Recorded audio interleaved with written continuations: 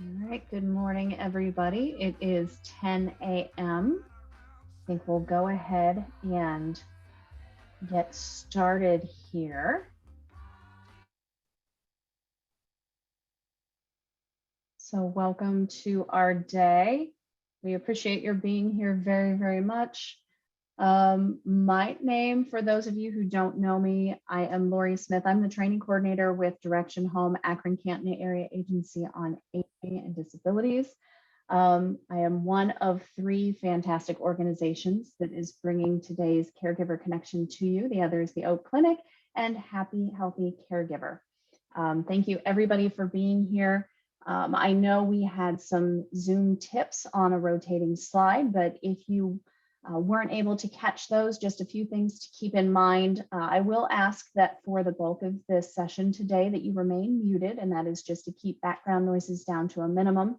But of course, if you want to ask a question or make a comment, we would love to hear from you. So you're able to do that. You should see a strip of menu options at the bottom of your screen. You may have to move your cursor around to see those.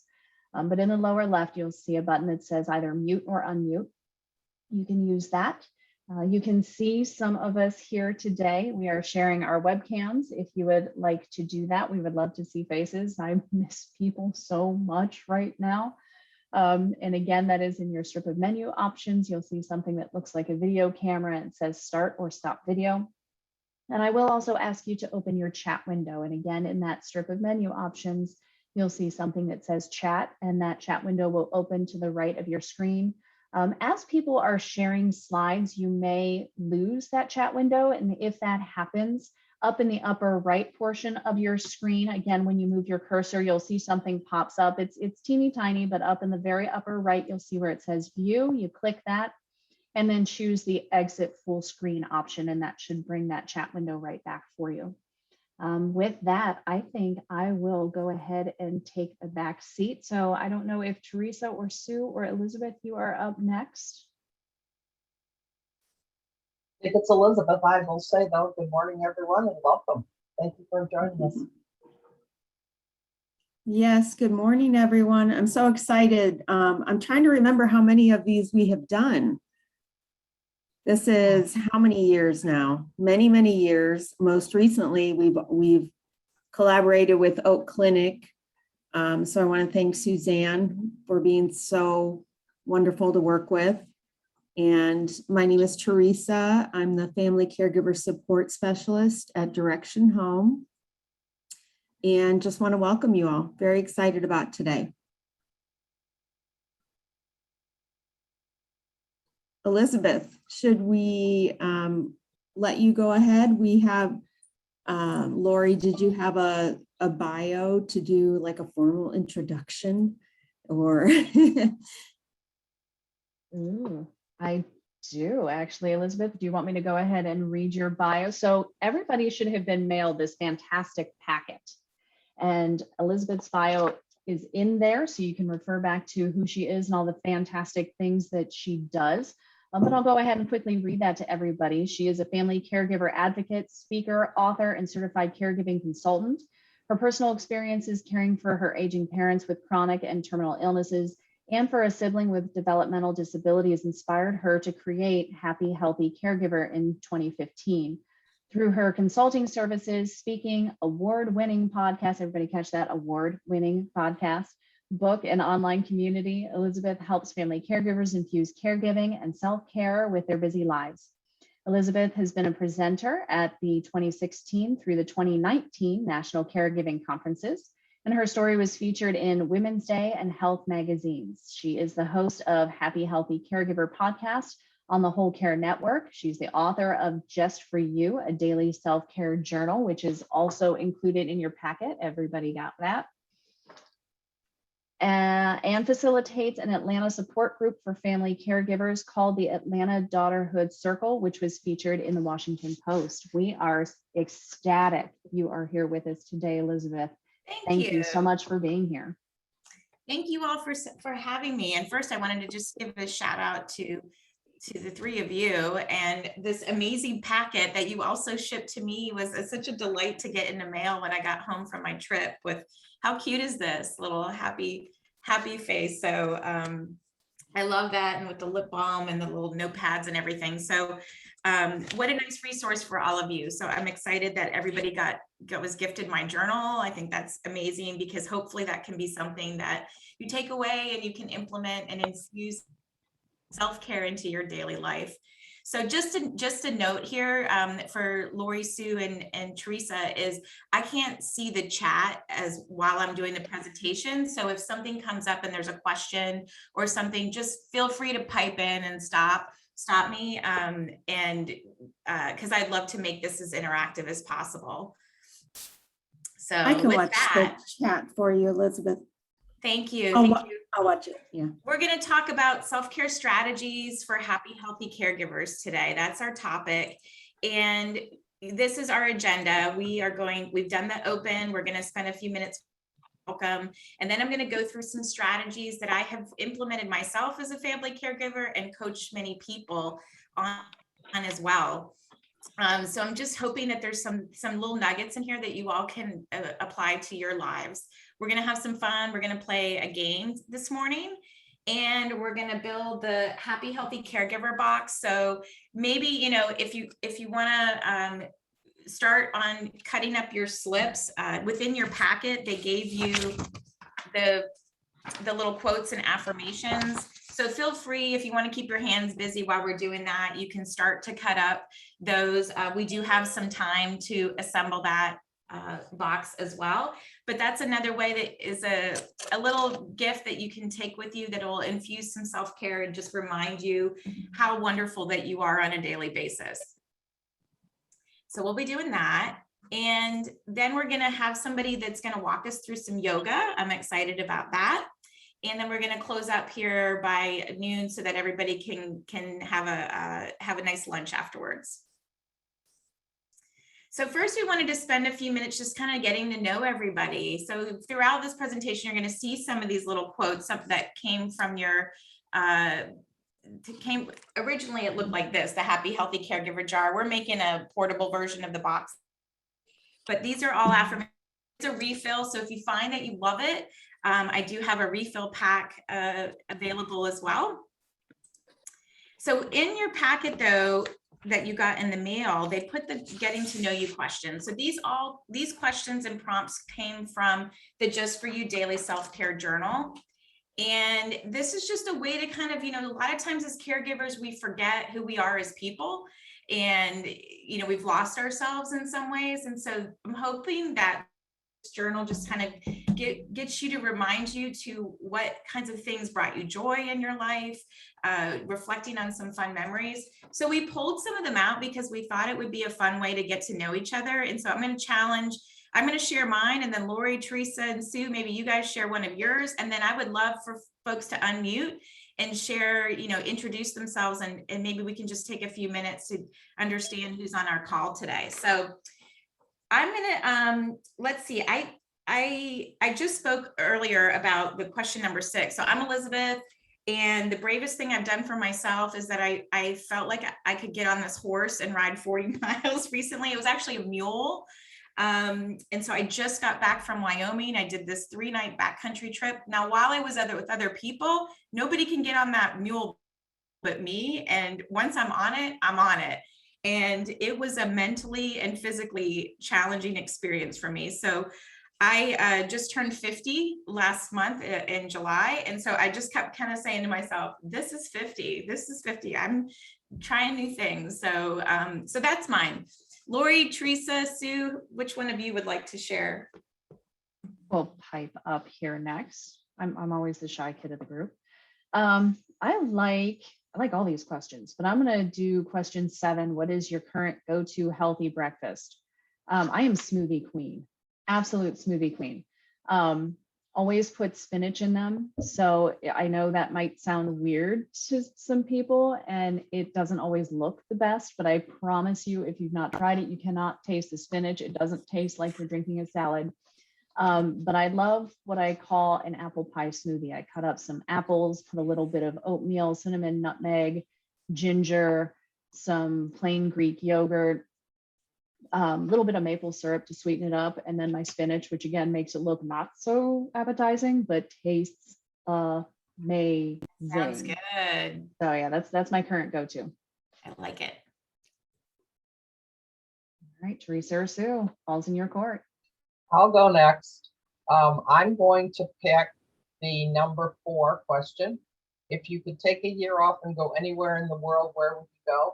I would just go to my craft room, because I've been blessed to do a lot of traveling around the world, and especially right now, leaving the comfort of my own community is a bit scary to me. So I just go upstairs and try to clean up all the projects that I've promised myself I would do over the years. I love that. I'm excited about question number 2. What do you geek out about? First of all, I just chuckled because I love the way it's worded. But I tend to geek out about miniatures. So I absolutely love anything mini, especially like dollhouse furnishings. So I'm getting more and more into that as far as, trying to learn how to design miniatures and fix up doll houses and things like that. So, and also very, love all kinds of crafts, Sue. So I would love to take a trip to Sue's craft room someday. That's awesome. What a fun thing to geek out about, Teresa. That's very cool. How about the rest of y'all out there? Would love to hear and who else is on the call. If anybody would like to be brave and introduce themselves, or maybe you're just not comfortable speaking out, feel free to pick one of the questions and just pop it into the chat. Hi, my name is Liz Brenneman, and I'm going to do question number 1. We had 5 kids in our family, so there were always lots of fun things going on, but my favorite was to play outside with my siblings and all the neighborhood kids. And of course, we could stay out until the street lights went on. So that was really a great memory for me. Your history sounds like mine as well, Liz. I am one of 6 kids, and we played outside until the sun went down in Pennsylvania. I'm originally from Pennsylvania. Okay. Yeah. Actually, my dad was born in Akron, fun fact, and my great uncle owned Honeymooners Donuts. I don't know if anyone will remember that. Yes. That was my great uncle Dick. So I have some Akron Great. blood in me. Yeah. Good. Anybody else? Hi, I'm Jody. This is the first time I've done one of these I know the Oak Clinic does a lot. I just decided I would do something this week. But I too looked at what are the favorite activities to do as a child, and I'm one of 9. So we did do a lot of playing outside, but we also did a lot of games, card games, board games, any kind of game. And we're all very competitive as a result, but it was just a blast. And what's great is that I've recently gained 2 granddaughters. One was born just before Mother's Day, and then our son got married a couple weeks later, and we gained a bonus granddaughter who is 11, and she comes over and we get to do the games, and I'm having a blast. So it's kind of like taking me back to my childhood and having fun with her. So I absolutely adore having her here. And then we're going to get another grandchild again next March. So it's kind of exciting. So Going fun. back to doing the keep childhood coming. things with them. I love it. Thank you for Hi. sharing, Jody. Hi, this is Beth Fry. Hey, Bev, we can hear you. Okay, I would like to do question number 5. What would you choose for a karaoke song? And I would actually choose the chicken dance, because I don't really think there's words to it. I could just dance, and I've been traumatized by that song because when my daughter got married, she actually excluded it from any request because she knew I would do the chicken dance. So if given a chance, I would do chicken dance at karaoke. Why not? Break it up. That sounds lovely. Thank you for sharing. Certainly. Who else is out there would like to share? Hi, I'm Brenda. Hi, Brenda. Hi. Oh, and Elizabeth, I'm a Pennsylvania girl too. That's awesome. But I've lived in Ohio now for like 20 some years, but that's okay. I want to do number 8. What is your most treasured possession and why? My treasured possession right now would be all of my mom's photo albums, my grandma's photo albums, and my photo albums, because I can go back and look at those pictures and have such great and wonderful memories. I love that. Yes, I'm going for those too. If something were to happen in my house, to put it on fire, I'm going for my, I was a creative memories consultant for a while, so I'm going to grab some of those albums. Yeah. Okay, well, we should probably move on, but don't let that stop you. If we missed you and you want to still chime in, use the chat box so that we can get to know who is out here a little bit better. But thank you all for just indulging me with those questions. I think they're a fun way to get to know each other.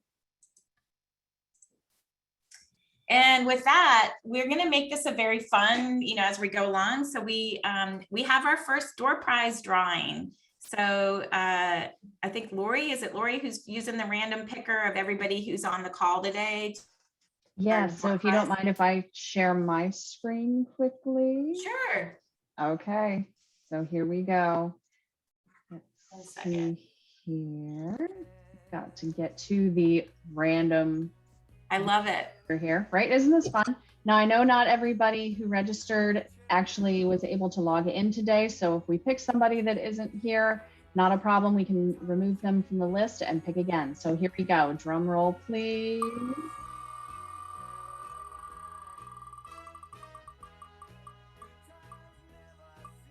Beverly Fry, are you here today, Beverly? I'm gonna scroll through the names. She is. I am here. I am here. Thank you. What did Beverly win? Okay. Sue, I think you've got the door prizes. You might be muted, Sue. Did we lose her? Oh, there Yeah, she is. I'm here. Sorry. We can hear you. What did Beverly win, Sue? Sue's holding it up, but she's muted. Sorry, it's a Bahama Mama blessing box. Full Oh, of thank you. wonderful treats. So Bev will get this to you. Thank you so much. And thank you to Bahama Mama. It's That a goes right with the wonderful. chicken dance, doesn't it? Okay. I was just going to say it's a local lady who makes everything herself from essential oils and natural herbs, and it's a wonderful self-care box. I'm sure it is. Thank you so much. So stay tuned. We have more door prizes coming. If you all didn't, so if you didn't win this one, we've got prizes throughout our event here today. So in today's session, though, you're also going to get some great nuggets, hopefully, that you can absorb into your life. First, I just want to share with you that you are not alone, that caregiving in the US and what that's looking like right now. Then I'm going to provide some proven steps through my own journey and through coaching other family caregivers of some proven steps to help prioritize your self-care. So we're going to learn about that. I'm going to share some national resources that are available to you. And we're going to learn from each other here today. So feel free to continue to talk in the chat box and continue to chime in and share. The best tips and advice come from family caregivers themselves. So you all are living in the trenches, and I just appreciate and learn from all of you every single day. So we'll skip over this. Lori did a great job introducing me. And so caregiving at a glance. This is what's happening here. There are 53 million caregivers just in the US alone. So you are not alone. About 1 in 4 people are caregivers. And if they're not a caregiver yet, they're gonna be one at some point. There's nobody's gonna escape this important role that you have. And no wonder we can be stressed out and exhausted sometimes, because you're working the equivalent of a part-time job, many of you. And we're not getting, high dollar pay for that job. So it's a lot. And so to recognize that it is taking a huge chunk of your time. Many of us are female. I think we kind of, we have some males on our call today, which I'm excited to see. The male family caregiver percentage is rising. But for some reason, this continues to fall upon females for the most part. And so I think that's representative of our group here today. I think what does surprise people is that it's a younger group than many would think. And so almost half of the people are under 50 years of age that are family caregivers. And we're seeing a rise in young caregivers, millennial caregivers, who are caring for their parents and their grandparents, friends and neighbors, and so forth. And a lot of you, maybe some of you, are caring for more than one person. So about 1 in 4 people are caring for more than people.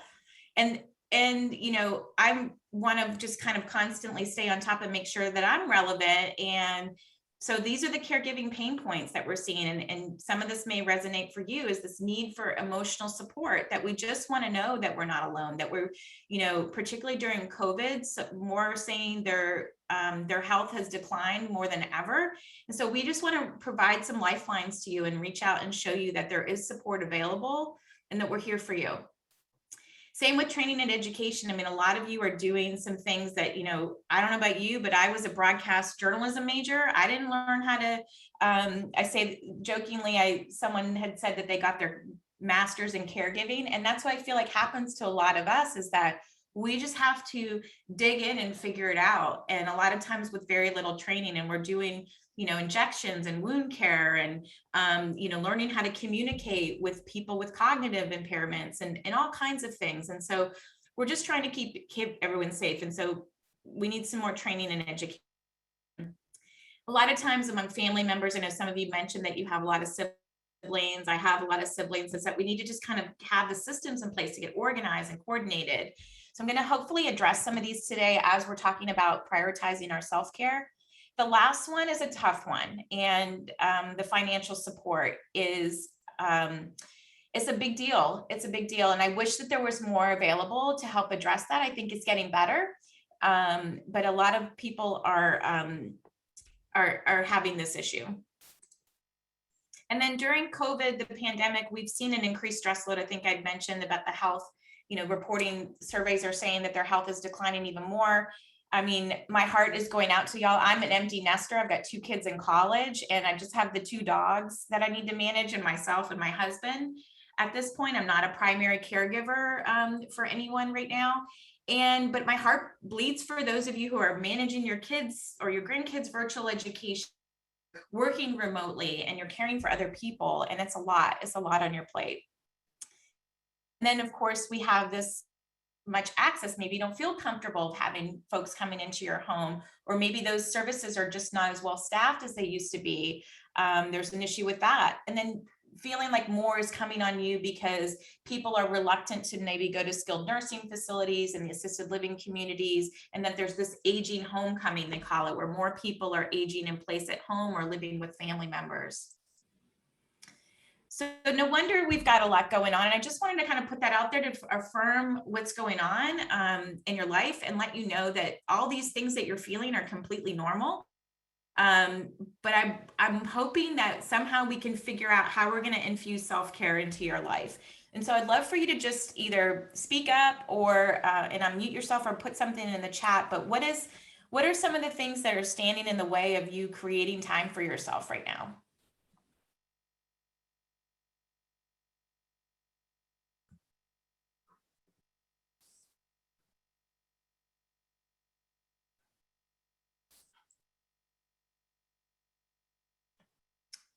Well, I know that for a lot of people, organization skills, Joyce says, I figured out how to pull the chat up, by the way. So yeah, these are common things. Sometimes it's just, you don't have enough help.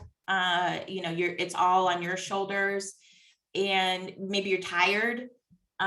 Work and family obligations, in addition to caregiving. I work a lot in social justice. I mean, that's hard. If you're working in a caring profession and you're caregiving at home, that's mentally exhausting. So definitely understandable there. So thank you. Go ahead. I think I look at personal care. I like to exercise. I mean, I think that's good for the body and the mind. And I think with COVID, so many things are virtual. And although it's exercise. You don't have the camaraderie with people. And I think that is self-care, of being with other people, talking about things, just social interaction. So I think that's been a big roadblock in my self-care, because that's something I need and I miss, and not sure when we're going to have that again. So I think my self-care has suffered because of that. Yeah. Yes. Social isolation. We need people, and you know, sometimes we can be with people and still feel lonely in some ways. So time management, appointments, medication, household, not enough time. So thank you all for sharing some of those things. I'm hoping we're going to address some of those today. I will say, you know, I use that verb create your time for yourself, because I will tell you, you're not going to find it. And this is a mindset shift that we first need to realize, like, it's not just going to happen. You know, it's kind of like losing weight. It doesn't just happen. We have to kind of take some intentional steps to get the results that we want. And we're going to work on how we can not find the time, but create the time for ourselves. I really believe that self-care is a synonym with whether it's mental energy, physical energy, spiritual energy, that it is the antidote to caregiver burnout. And so if you are feeling, you know, less like yourself, maybe you're not completely burned out, but slightly charred at the edges, this is where we need to kind of just pull back a little bit and assess and figure out how we can get more intentional about it. For a lot of you, you know, it's not a caregiving, you know, couple week crisis. You're doing this for a long time. I mean, years and years and years, and that's not sustainable. So just like a fancy sports car needs to have, you know, maintenance and tires rotated and premium gas, your body also needs that. Your mind also needs that. And so I'm hoping that I just want to kind of, you know, give you permission, frankly, that you are worth it. You are worth investing in. And that we're talking about things here that take minutes a day. You know, we all love the weekends away, the nights out on the town, you know, if we're able to do that, the manicures and pedicures, but those aren't realistic on a regular day-to-day basis. And so we've got to figure out these teeny tiny ways that we can start infusing self-care into our lives. So I'm going to share some practical nuggets with you today. So what might infusing self-care look like in your life? So maybe, hopefully there's some things coming to mind for you. Feel free to put in the chat about the activities that you miss doing, that you're trying to carve out some more time for. Those would be great to kind of just get to know you a little bit better there. But, you know, these are just some ideas you can do daily to kind of infuse the self-care into your life. And so just kind of starting right to left here is, you know, the meal planning and the prep, and just eating healthier and feeling like you're nourishing your body, getting the adequate sleep that you need, playing games, mental brain games and things, and having fun with arts and crafts, doing some of those twofers, I call it, where you're hiking outside and soaking up the vitamin D and getting walking with your girlfriends and catching up on what's going on. Traveling, of course, those are always great, even if it's just trying something new here local, it's something you're doing. And then sometimes it's frankly kicking up and binging on some Netflix. I mean, that counts as well.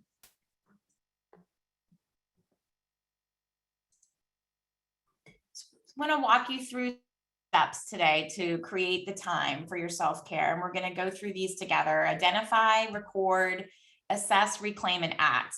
And so this is, again, it needs to take some intention, and I'm going to ask you to take some action in order to help figure out, because this isn't like a one size fits all where we're all, self-care is going to look the same for all of us.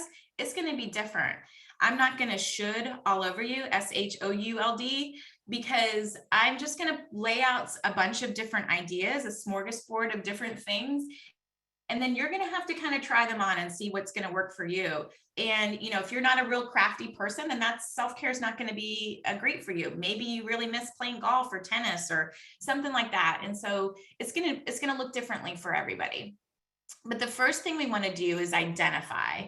We want to identify the things that you miss doing. And so this is just some of my things when I went through this activity of, you know, and music, like music's one of those things that's like, that doesn't take a lot of time. You can put music on while you're doing different things, and noticing how it was shifting myself. So I love listening to music. That energizes me. I love to read books. And so take your notepad, this gift that, who shared this? Senior Independence, Home Health and Hospice gave this cute little notepad in your gift.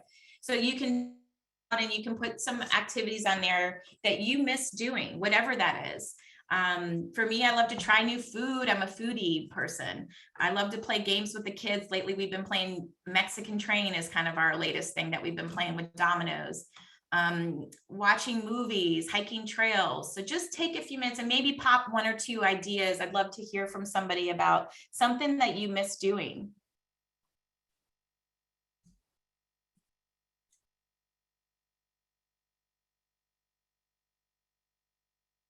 Anybody want to share? Oh, no. So I love to hike trails. Joyce just put in the chat box going out to lunch with friends. Deb says sleeping in. I love it. Those are good. Those are good. I mean, and you know, even with the pandemic, there's a lot of these ways. We just have to kind of get creative on how we're gonna infuse some of these things. You know, I love riding a bicycle, but you know, if I don't want to get out and amongst other people, I can ride a stationary bike or you know, Peloton bike, that type of thing. So now that you've kind of identified what it is that you want to infuse more of in your life, then the next thing we have to kind of do is to record how we're really spending our time right now. So on your sheet, doesn't have to be super, I have a download that's available, but for if you want to clean yours up and make it better for future reference, but for now, you don't have to be real particular about it. Just make a list of the days of the week and then some blocks of time, and you don't even have to do every hour. It could just be, you know, morning, noon, afternoon, evening, you know, sleeping hours, whatever. But make a little bit of a grid, and this is going to be your typical week. And I know as caregivers, we don't have typical weeks a lot, but there is some kind of a flow to your life as far as like you usually are sleeping in these times, you're working these times, you maybe there's some weekly commitments that you have. And so the types of things that you're going to put on here for the record step is things like this: your sleep. You know, for me, I'm, you know, try to 10 to 6, 10 to, you know, 11 to 7. There's somewhere in there. Those are my sleep hours, my work hours, you know, cooking. And I'm not a huge fan of that. So I share that responsibility with my husband, but personal care, you know, it takes time to get this all together here. And so when is that happening? Your caregiving, you know, and sometimes and this is just going to be really informative for you to kind of see it all laid out in front of you. And that's going to help us to, all of these steps build on each other so that then we can see where we can reclaim some of that time back in the next step. Your housekeeping, if you're volunteering or doing some other kind of work, maybe you've got to, you know, you have young kids and you're accompanying them to different events and or they have games on the weekends or something like that. And so just kind of a typical week, or maybe the craziest, you know, month of the year, what that looks like, those weeks. So spend a few minutes doing that.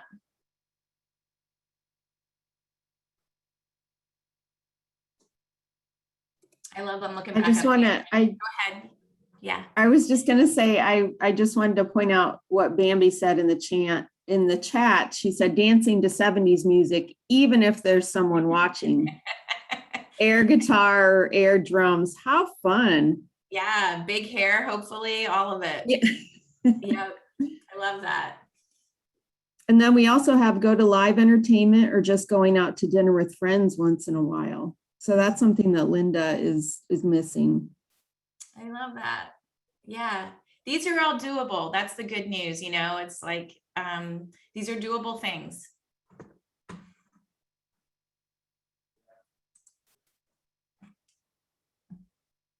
So the next step that we're going to do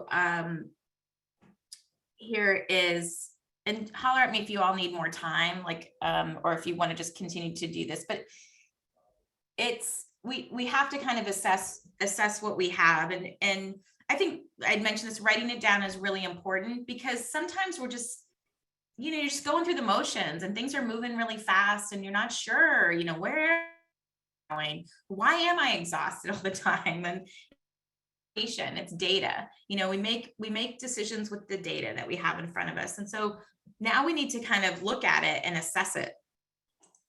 And so there's some questions I'm going to put in front of you for self-reflection on spending your time. And so, what takes up most of your time? Some things you can control that up, and sometimes you can't. If it's work, maybe there is a way that you could adjust your hours a little bit. But for a lot of us, it's okay that we got to save for our own retirement and things like that. But what is taking up most of your time is an important question to ask.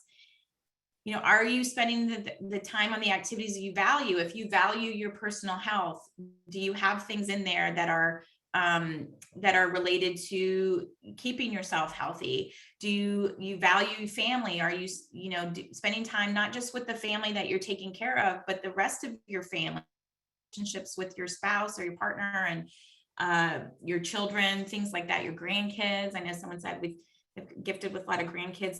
You're getting that in there based on your own personal values. Are you getting enough sleep? Sometimes I think we fool ourselves that we think we can live without a lot of sleep, but sleep is so important for how we file everything away at night. And it gives our brain that chance to heal and organize and process everything throughout the day. And it's just so important to your self-care. I know for a long time, I used to think, physical, working out, right. But sleep is that third leg that I think doesn't get enough love. And so that is important. And then the self-care activities that you're currently doing. If you have stuff on there that you recorded where you're already doing some things for yourself, put a big star around it, smiley face, lipstick on, smooch your paper, whatever you need to do, but just give yourself a little applaud for putting some self-care already in there. You're already ahead of it. You're already ahead of the game. And so once you've assessed, then the step 4 is to reclaim this time. And so these are just going to be some strategies for how you can do that. I like this slide, the less is more. I know as a caregiver, family caregiver, when I had I was the typical sandwich generation caregiver, squeezed between taking care of my active teenage kids and my aging parent. And my husband had his own aging parent he was taking care of at the time. We were losing our mind. And that's why, Happy Healthy Caregiver came to be, because I just was something I wish existed for me, frankly.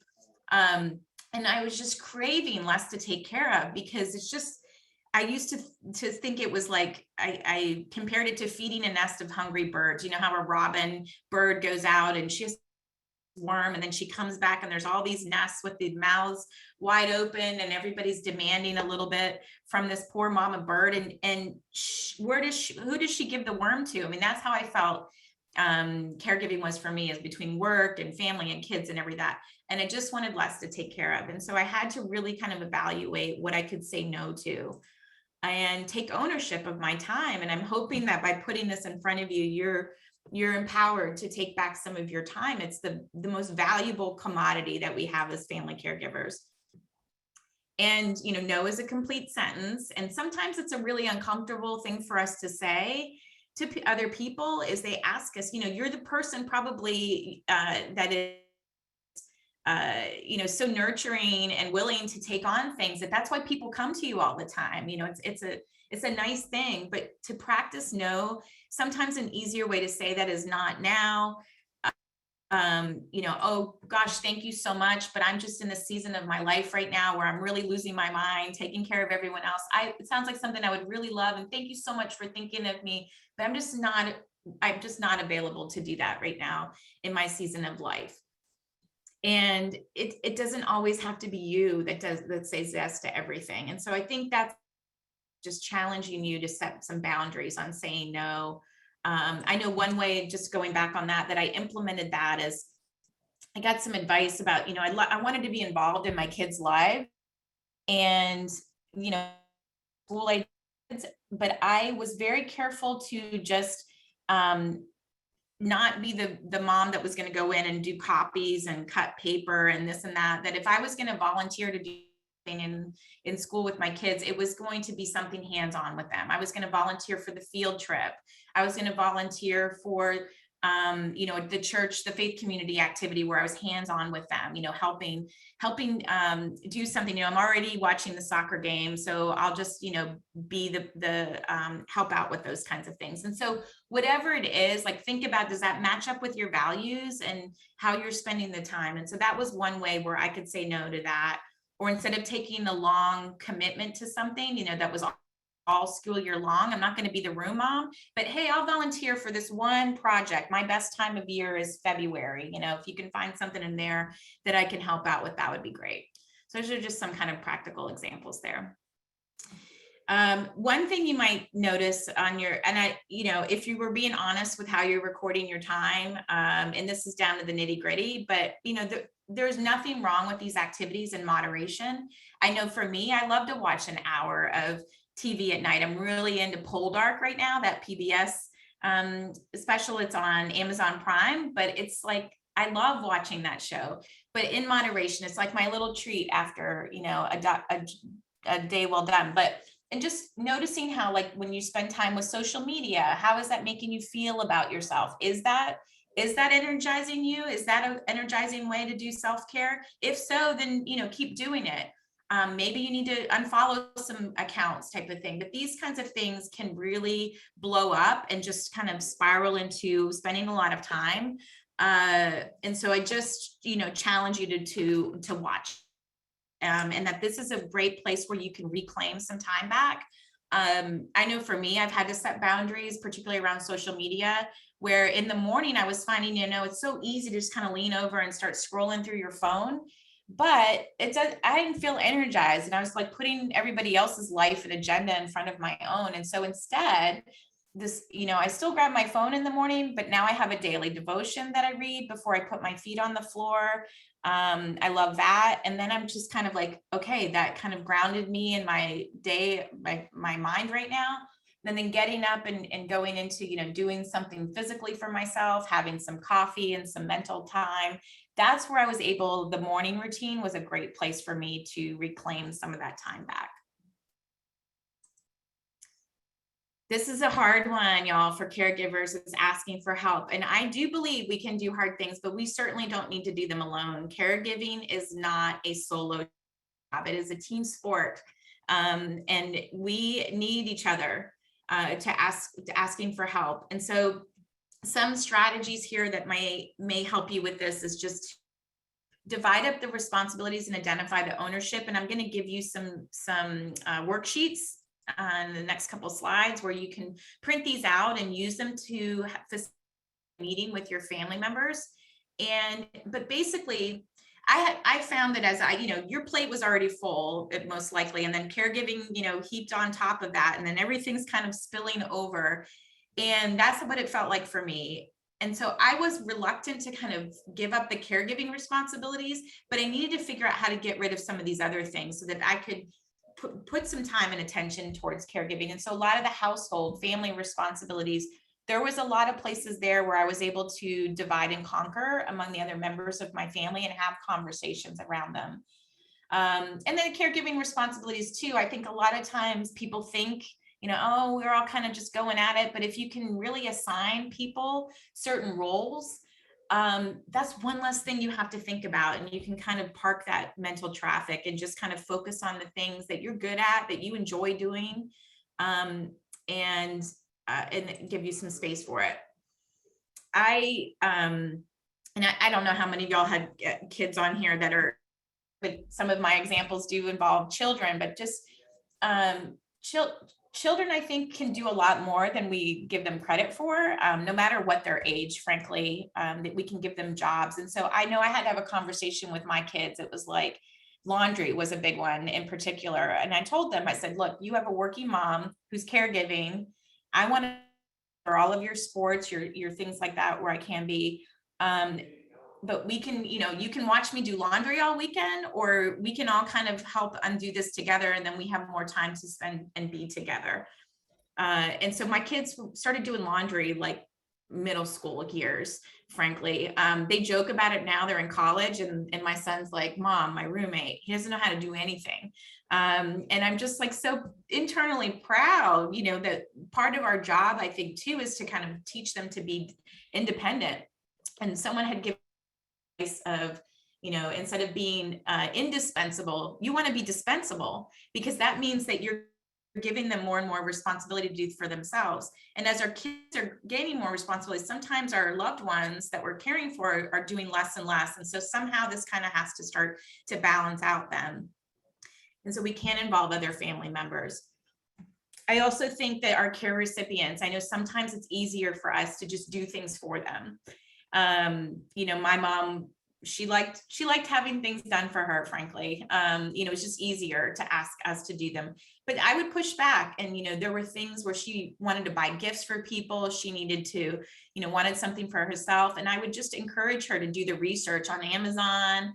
Hey, can you do the research on Amazon? Or you can do this, Mom, just pick up the phone and call, here's how I would do it. But she had, for most time, she'd gone from her family parents to my dad took care of her. And then it's like, almost like I had to teach her how to take care of herself. But I think a lot of that is important for their own health and happiness. So think of it not in a mean spirit way that you're making it do them, but that you're helping to keep them year longer by doing it for themselves. So it's a win-win. Local resources, we've got 2 great groups, local groups for you all on this call that have lots of things that you can take advantage of. I'm going to share some more as well. Asking for help, a lot of times I think we spend a lot of time driving to and fro things, and everyone's driving into the same direction. So that's an easy way to get some help. Maybe you can borrow.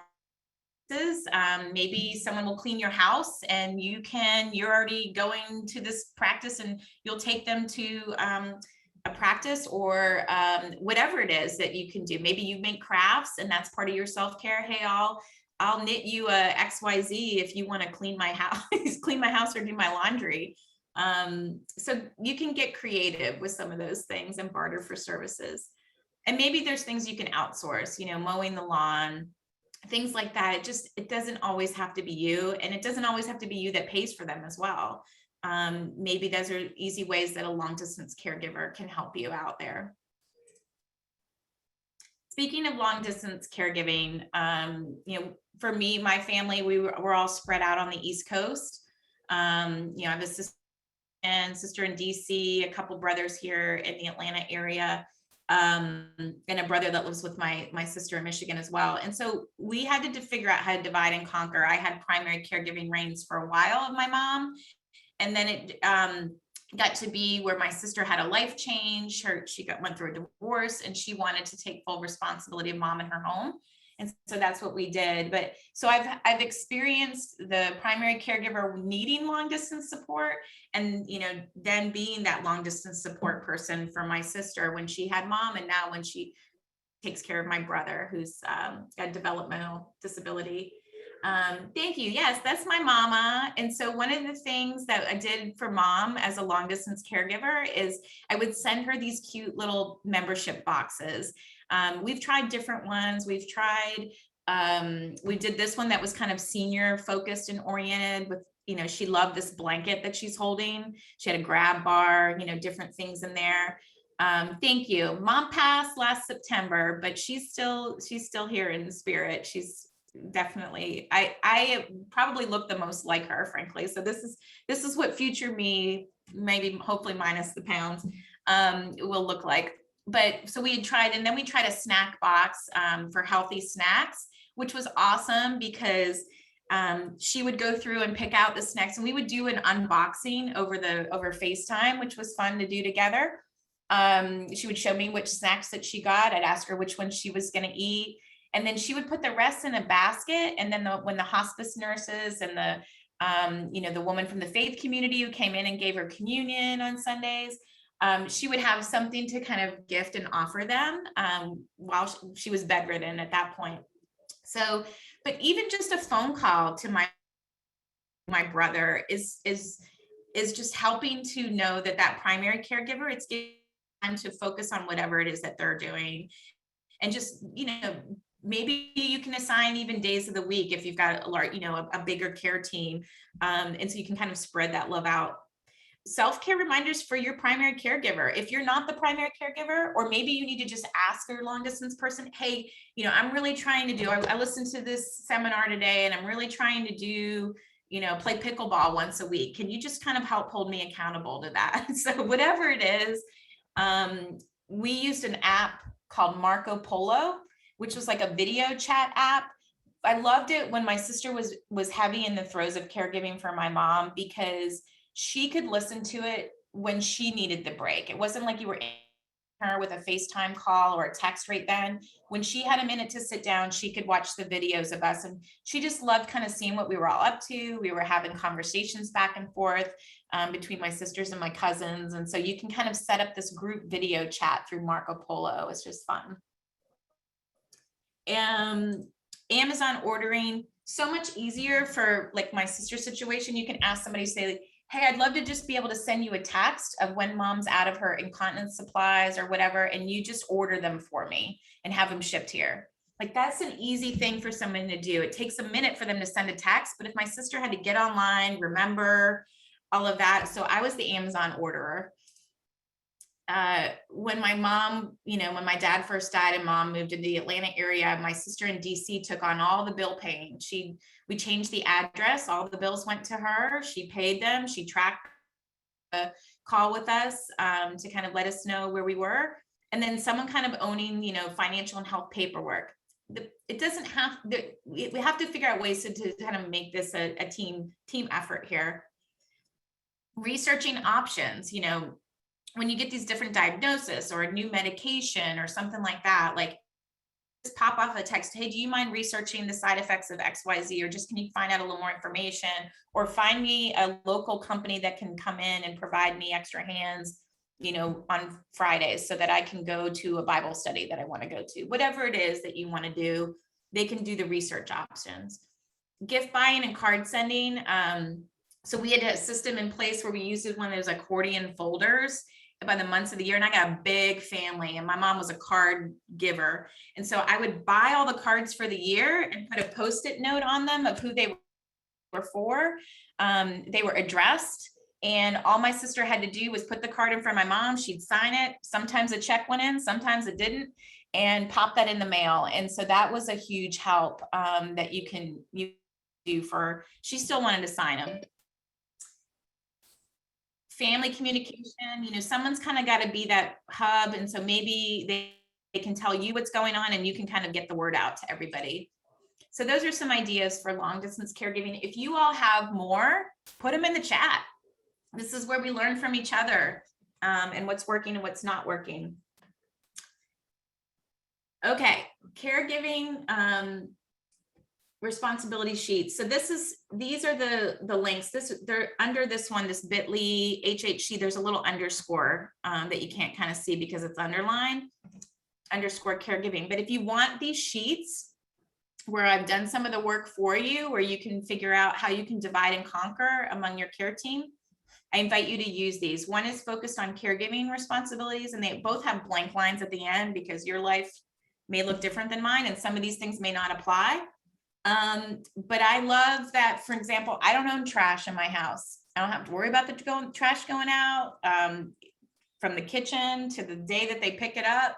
That's my husband's job. So we divide and conquer. And so I think just having this kind of laid out, it seems kind of obvious in some ways, but you'd be surprised how many people are thinking that other people are doing these things. And then I think, these conversations around caregiving in particular with your team is, they're going to be surprised at how much is involved in caring for another person. All right, so those were all some winded ways I was sharing of how to reclaim some of your time back, but they're important because that's the hardest one, I think, as caregivers. Now it's up to you all. You got to take some action. So schedule your time. It's an appointment. It's an appointment for your own personal health and happiness. Just like you would honor any haircut, doctor's appointment, anything else on your calendar, schedule your time for yourself. you got to have it at least a couple times a week. I would like it some kind of daily, but scheduling it something daily, if you can do it, great. Put it on a calendar and keep your promise to yourself, because you are worth it. And notice how when you start keeping these appointments, how your attitude, your energy, everything is changing. And I think then it will just have this natural spiral of life. In order to schedule it, I think it also needs to be visible to other people. And so I know for my little family of 4, we have one family calendar. So we know, when my husband's traveling, when the kids had their activities. And I recommend, a digital calendar, because everybody has a phone with them. And it's easy, to just quickly add the appointment to your Google Calendar. And if you don't know how to set that up, I promise a younger person on your care team knows how to do it. And so that would be like, hey, I know I need to have one family calendar. Can you just figure out and show me how to do this? But it's important, I think, to have one version of the truth. And if you're a working caregiver, you work an outside job, I know for me, like if it impacted my, 9 to 5, 8 to 6, somewhere in there, I would invite my work calendar so that I can see it on there. Just like you're inviting somebody to a work meeting, I just would send it there. Same with my husband. Like if it was something he was going to do, I was going to invite his work calendar. So that's something that was helpful for us. A family meeting. I use the word family loosely because there's the family that we have by blood, and then there's the family that we have by choice. Your neighbors and your girlfriends and your guy friends and anybody really part on your care team are all like family. And so getting together and organizing those, using those task sheets or coming up with your own, and I encourage you to be vulnerable. And it might require some tears, but putting this tough facade on that you've got it all together, how's that working for you? Know that you might just have to kind of just like, look, I'm losing my mind and something has to be different. I'm noticing changes in my own health. I'm not the person that I used to be. I'm not getting any younger myself, and I really want to make time for XYZ, and I'm going to need some help from y'all. And here's what I propose we do. And everybody has strengths. I will tell you that it's probably never going to be equal. I know it hasn't been in our experience over, the last 6 or so years of caring for different family members, is someone's always going to be doing a little bit more. And so somewhere in there, just kind of this acceptance on that as well. I have an older brother that he's not good at any of this stuff, not anything good at caregiving. Everybody probably has somebody like that. It's so frustrating. You're just like, if only they would just do this, do more. I don't know why I've ever expected him to be any different. He's been consistent his whole life, of that way, but he does have strengths, and his strengths are that he's really good with technology. And so while he doesn't get a lot of things on the sheet about that, if mom needed a new iPad, a new computer, her Wi-Fi was broken, anything like that, he was in to do it. So I think, just kind of leaning towards people's strengths can be helpful.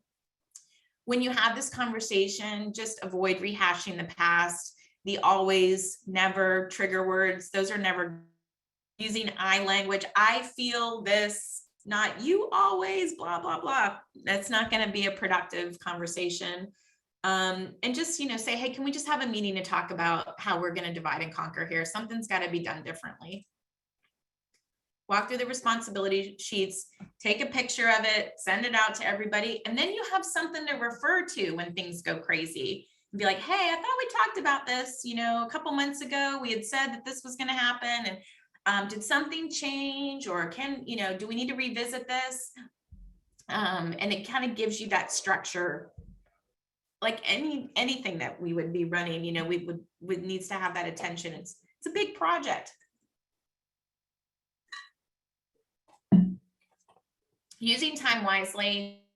We talked about the me times appointments, talking about taking action, your commute time, whether you're commuting to run errands or visit people or go to work, drop people off at appointments. maybe you have some time in there for yourself. I know this is a time where I found I love to read. I mentioned that earlier. This was a time where I was able to insert audiobooks and podcasts into my life that taught me how to start an online business that I didn't know how to start. And that's how I found some time there. Twofers, we talked about like hiking with your friends and catching up. You know, walking the dog with my husband is a way that we catch up on our days together. And so these are like kind of like a buy one, get one. You're already doing this. And so by lumping it together, I love, you know, just talking to your care recipient and finding out what things that they want to put more into their life on. Maybe there's ways that you can combine those together and do things with your care recipient. And so it's a win-win that way. Morning and evening routines. It's when you habit stacking these things together, you know, like I mentioned, the, you know, daily devotion, then I work out, then I have my healthy smoothie. Like, it's just kind of, you know, take my supplements. Like, those are all self-care things that are kind of stacked in together. If you get into these like little mini routines, it's much easier for you to have success in doing them. Be ready for self-care opportunity anywhere. Like, throw things in your car so that you have your knitting, your crossword puzzle, your granola bar, your bottle of water, like your nail polish, whatever it is, like you're ready to seize that moment. Oh my gosh, what a gift. I have to sit here for, you know, 30 minutes. I'm going to enjoy some self-care while I'm doing that. Take your lunch breaks. You deserve them. If you're a working caregiver and you have a one-on-one with somebody or one meeting, hey, do you mind if I just take the phone and go outside? I'd love to get a little walk in while we're talking.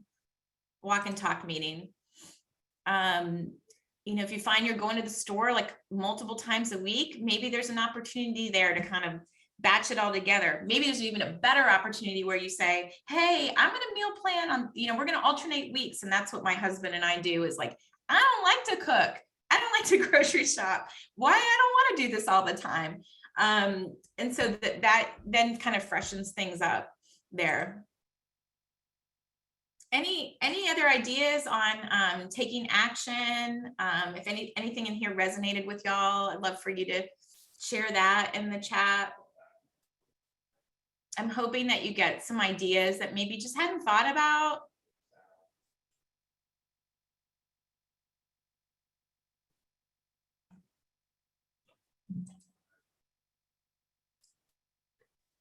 Yeah, How we Teresa. doing?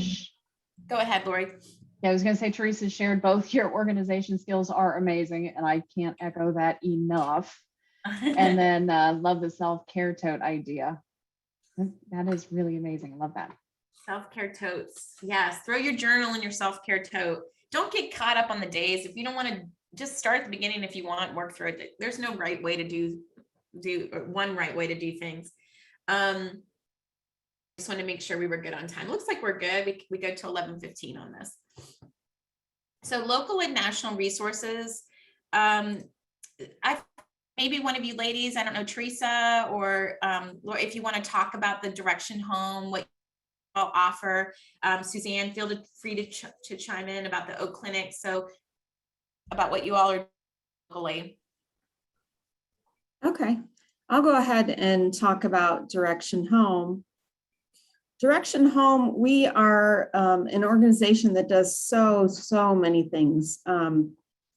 But the nitty gritty of it is we can do one-on-one phone, virtual, or in-person consultations or assessments to see if you qualify for any of our programs.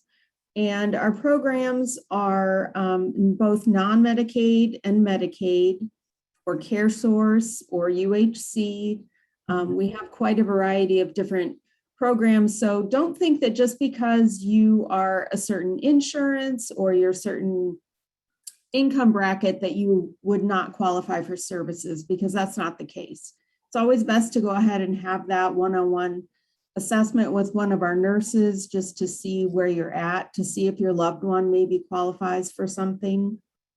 We also have a respite reimbursement service, and that is through the Family Caregiver program that I do. And it's something where we can reimburse you for some time at home with a personal care aide, or if you need to send your loved one to a facility so you can take a longer respite, such as vacation, we can reimburse you up to $599 per program year.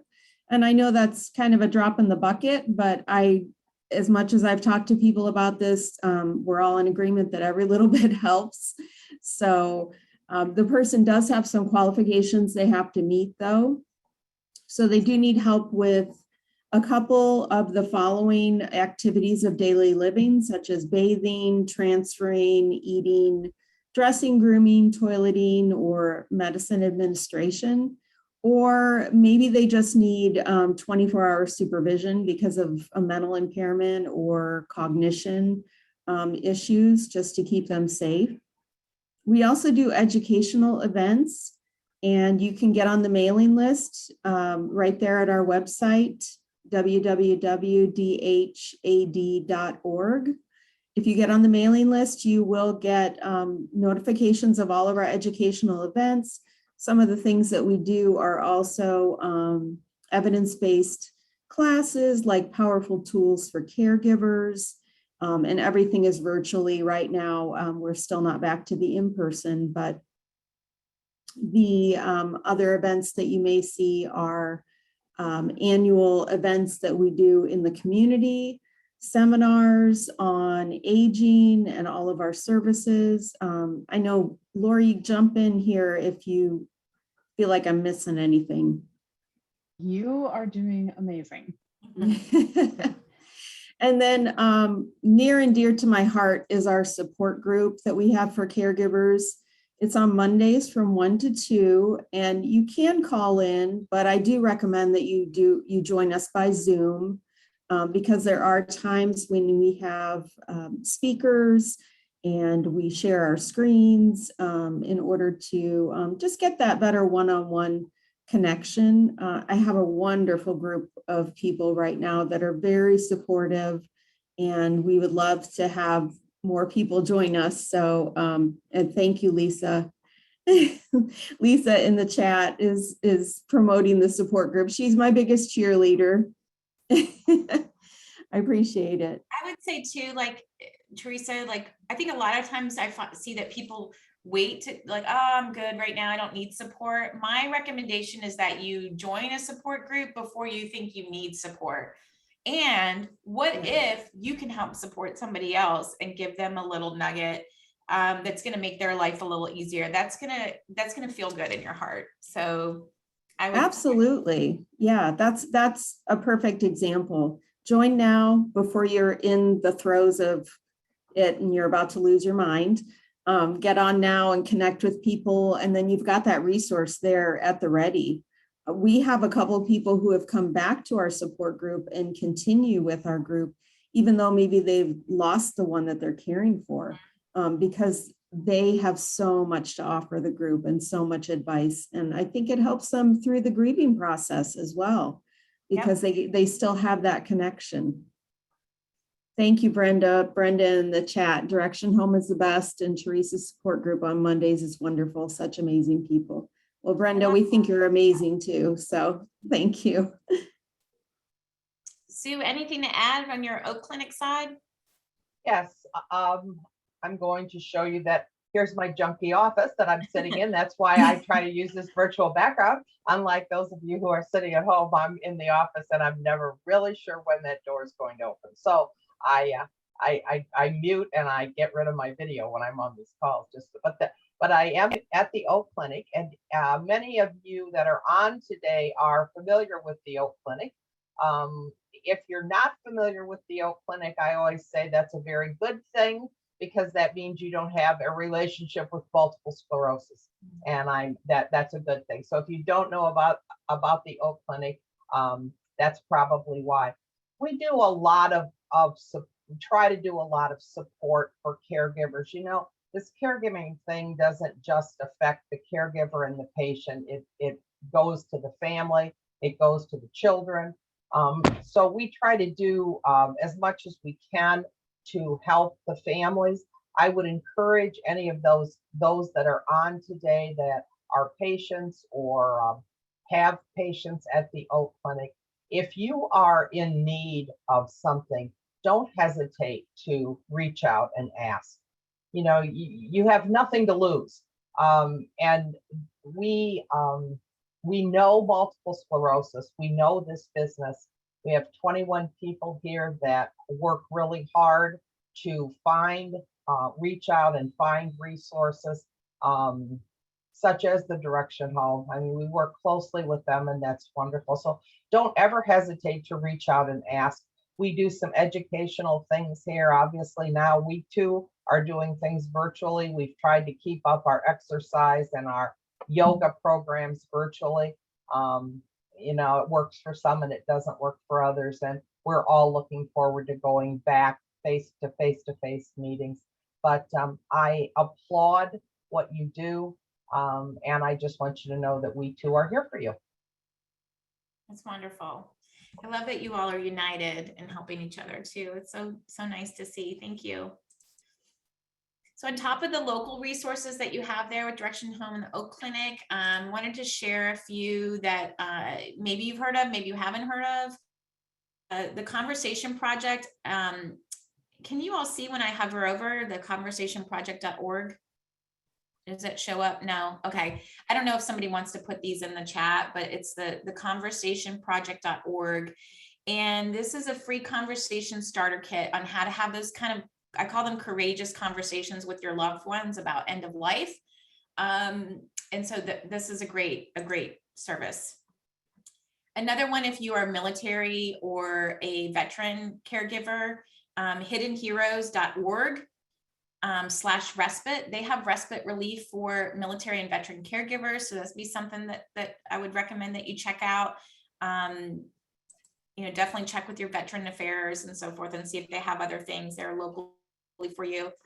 This one is not a link, the App Store, but if you are a tech savvy caregiver and you want to have more help with coordinating appointments and just kind of keeping your life more organized with you know, different materials that maybe you need to reference a lot of times, there are some great apps that you can search for through caregiving out there. I know a couple of them are Iona Care. So Iona stands for I Am Not Alone. Iona Care is one. Carely and Circle of. Those are three that I know of, but if you search for caregiving, caregiver, and just kind of look at the screenshots and see if these things might be helpful to you. A lot of times they can do different reminders and updates and just kind of streamline your life a little bit. Caringbridge.org is a free nonprofit organization that was very helpful when my parents were hospitalized or doing long-term, you know, with their journeys of things. We have a very big family. Sometimes you just don't want to put your whole life out on Facebook. This gives you a way to do a journal about how things are going with your loved one. It was a way that my mom could stay connected to my dad when she wasn't able to go visit him when he was in a hospital situation an hour from her with her own health issues. And so they would send messages back to each other, photos, people would share memories, and we would share them with my dad. And it's, you know, it's kind of a great resource to look back and see how things progressed, and just to keep everybody connected. This is what I just came back from, the nobarriersusa.org.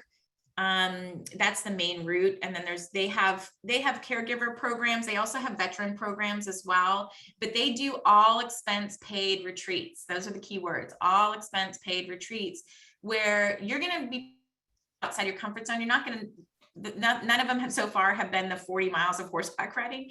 One of them, we went to Moab, Utah. We went to Colorado. We've done, you know, some Jeep tours. We've done some whitewater rafting, different things like that. But these are some wonderful events. They do offer some programming as well. So I'm an ambassador for them. And the caregiving program for them is newer than the veterans one, but their applications will open again, probably around February or March, where you can nominate yourself or somebody. And hopefully I can, you might get me as your retreat leader on a future retreat.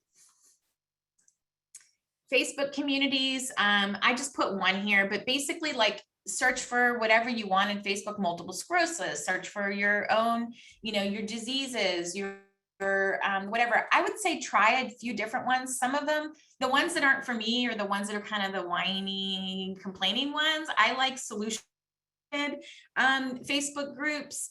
I don't want to feel heavy and drained when I'm, I want to help people. So anyway, but they are a good way to kind of stay connected and to get and to learn about different resources and a platform to ask questions. One thing that I had to learn a lot about on my caregiving journey is about hospice and care. Around that, palliative care is for anybody. You don't have to be, 6 months away potentially from, end of life situation. In hospice, I can tell you my mom was on hospice for over 2 years. So she got reevaluated every 6 months that she could be, end of life.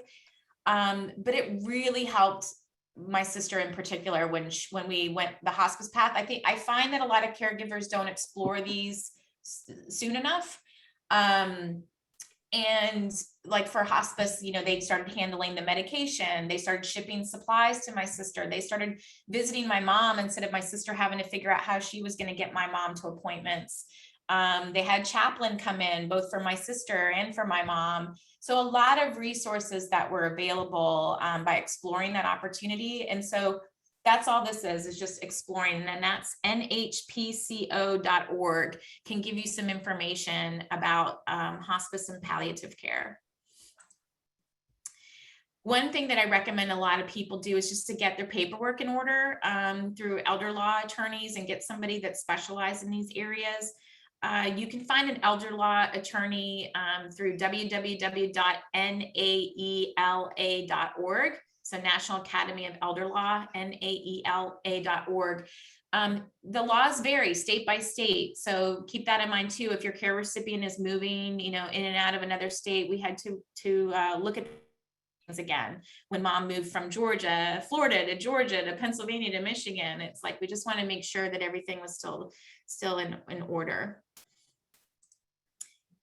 And then a support organization that I'm involved with is called daughterhood.org. It is primarily for children of aging parents, although I'm never going to turn any family caregiver away from my Atlanta support group.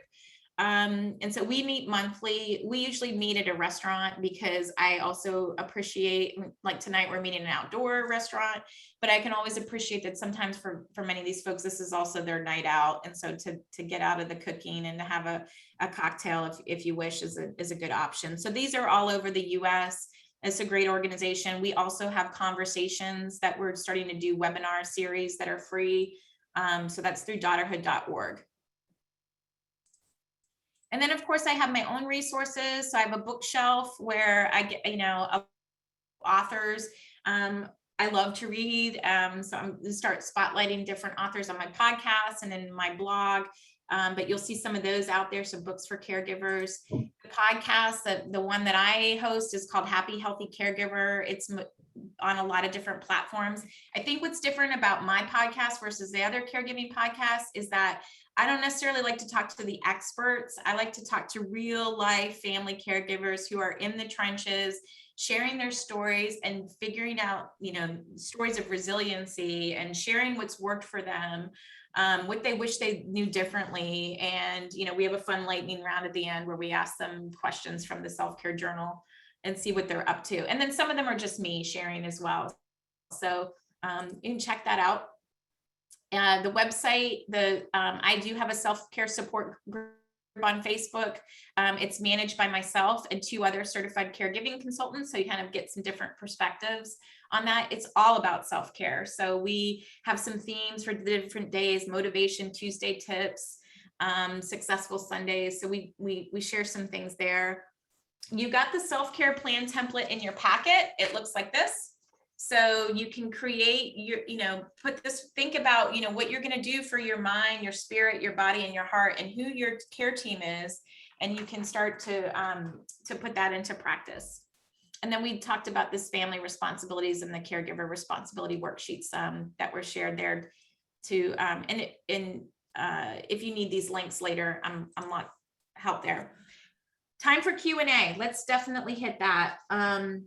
if you all have questions, and if you're thinking of questions too, like while we're doing the building the box, we can also address them then, because I know we're maybe 3 minutes or whatever behind schedule, but we've got time.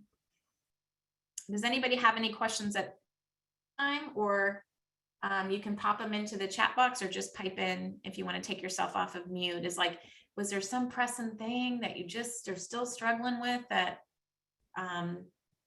we can maybe help you with?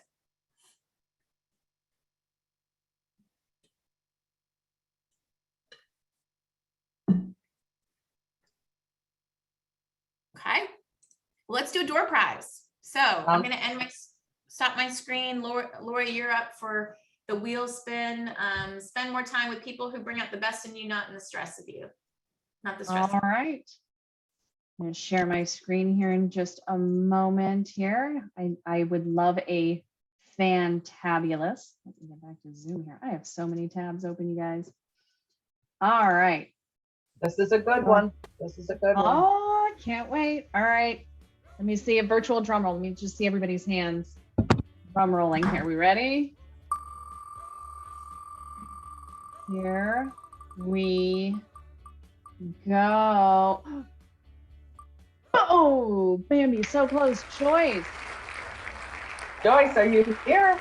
Joyce, I want to say I saw your name earlier. Joyce Sawyer. Oh, Joyce Wall's here. Joyce Sawyer. I don't see Joyce here. All right. Next spin. Here we go. Okay.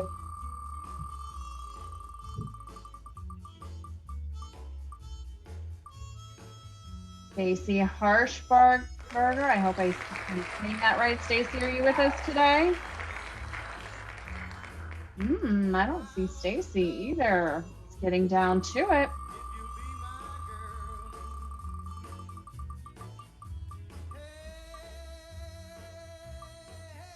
Dan Becker. Ah, Jan's here. Jan's here. All right, Jan, where are you? Ah, she's on mute, but I see her name listed. So Jan, I'm here. There she is. Hi, Jan. You have won.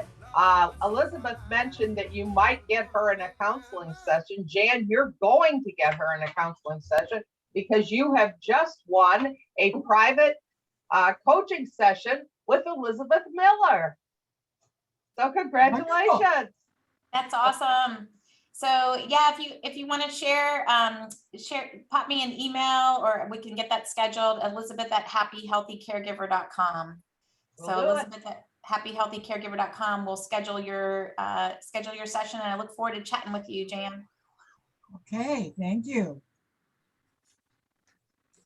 All right, I'm going to share my screen again.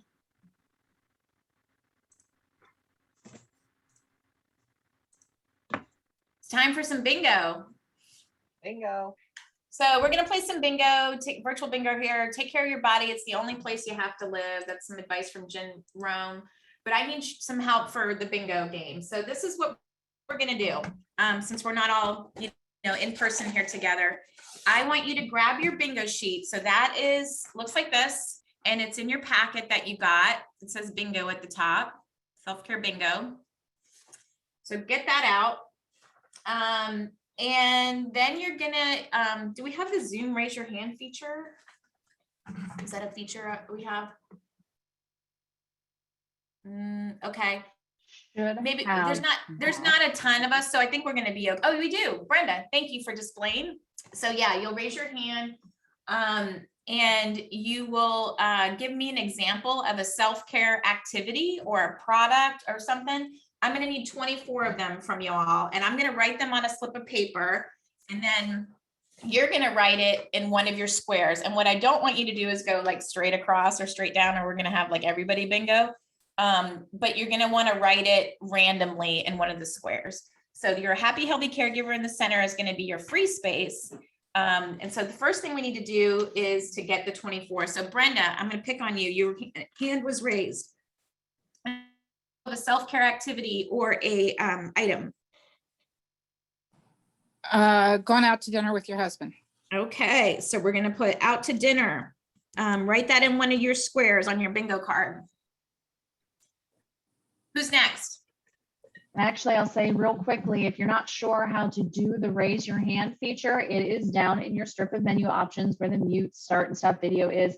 You should see something that says reactions, looks like a little smiley face. If you don't see that, it might be under the 3 dots where it says more.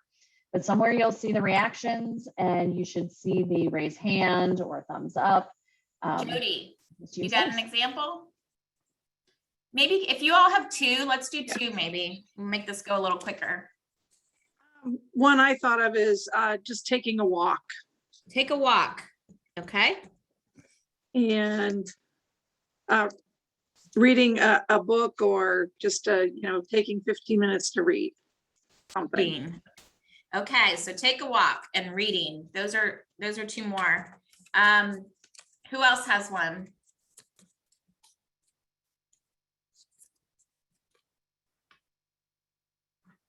Take a nap. Go ahead. Take a nap. I love it. You can just put nap if you want. You can also shout out if you don't want to read. That works for me too. I just Play with an Play with an- animal. animals. Play with animals. Bubble bath. Okay, bubble bath. Listen to music. Okay. Bubble bath. Write that in a square. Music as another square. Do your nails. Paint your nails. Got it. Paint your nails. Make a craft. Make craft. Phone a friend. Join. Go ahead. I Phone a said friend. Phone She phone a said. friend. I didn't hear that one. Phone a friend. Phone a friend. Phone a friend. Perfect. I have one. Join Teresa's family caregiver support group. Nice. Joint support group. Join Teresa's support group, or if you want to just abbreviate support group, that works. Keith has one. Okay, go ahead. Watch a TV program. Okay, watch TV.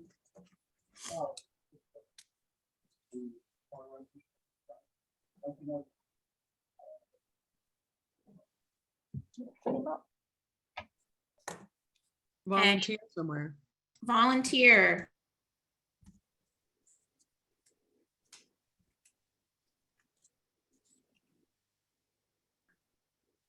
Meditation. Meditation. Like it. Stretch. Stretch. We're gonna do some of that in a little bit here. Stretch. Have a glass of wine. Glass of wine.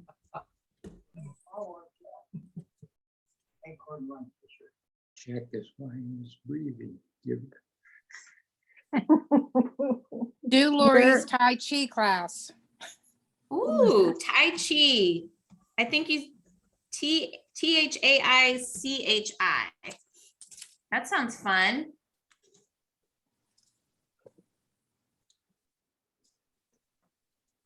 I'm gonna put Bible study. Exercise at the Y.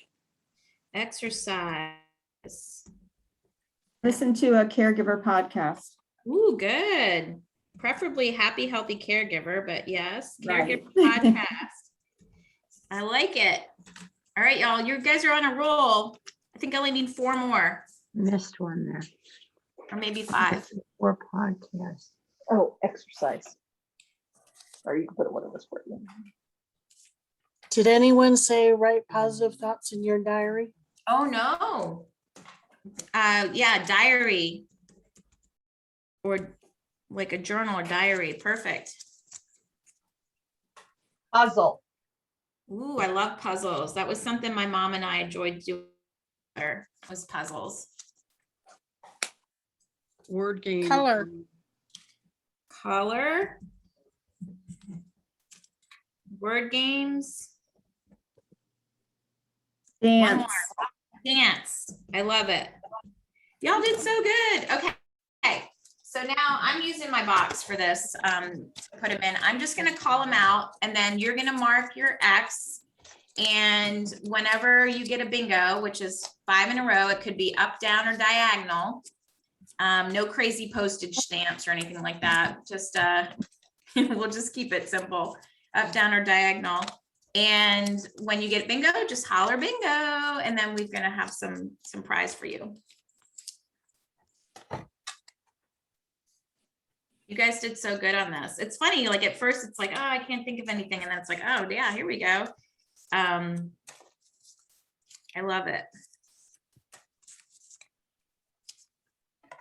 Did anyone, hopefully you didn't miss one. If you did, you're gonna have an empty spot, but Can't you say too many? maybe I said too many. I might have cut up too many slips of paper.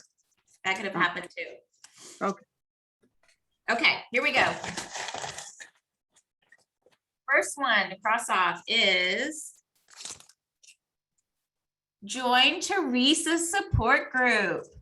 So if you have that on your bingo card, cross that one off. Next is play with animals. I know my dog Sunny would appreciate that. And Shadow's conked out on me right now, so I'm grateful for that. Next one, color.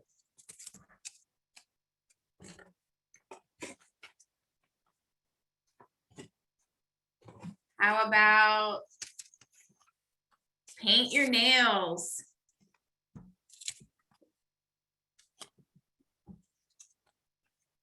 Stretch.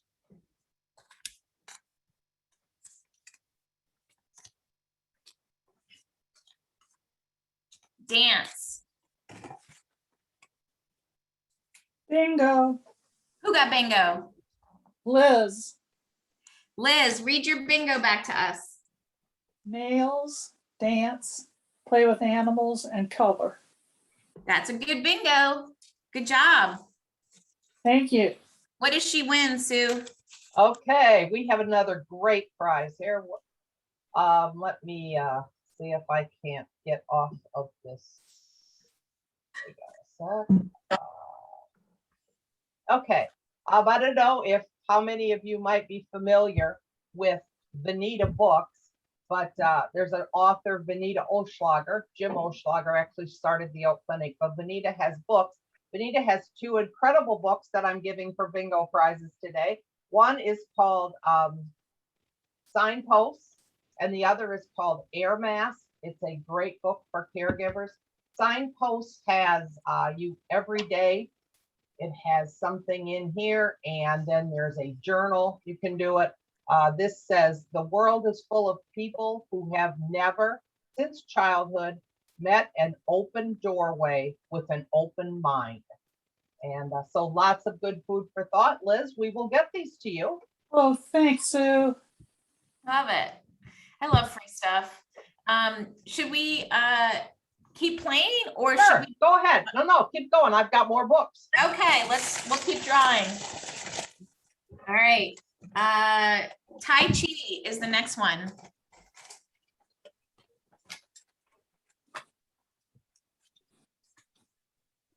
Make a craft.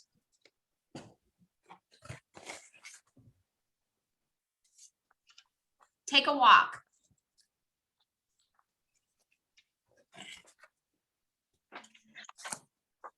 Listen to music.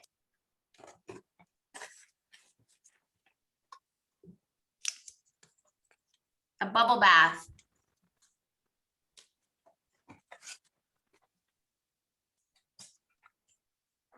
Listen to a caregiver podcast.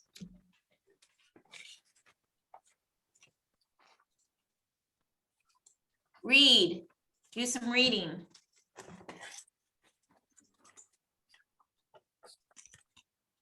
Meditation.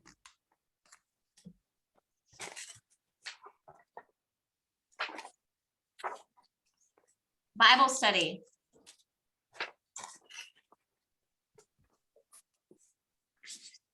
Phone a friend. Bingo.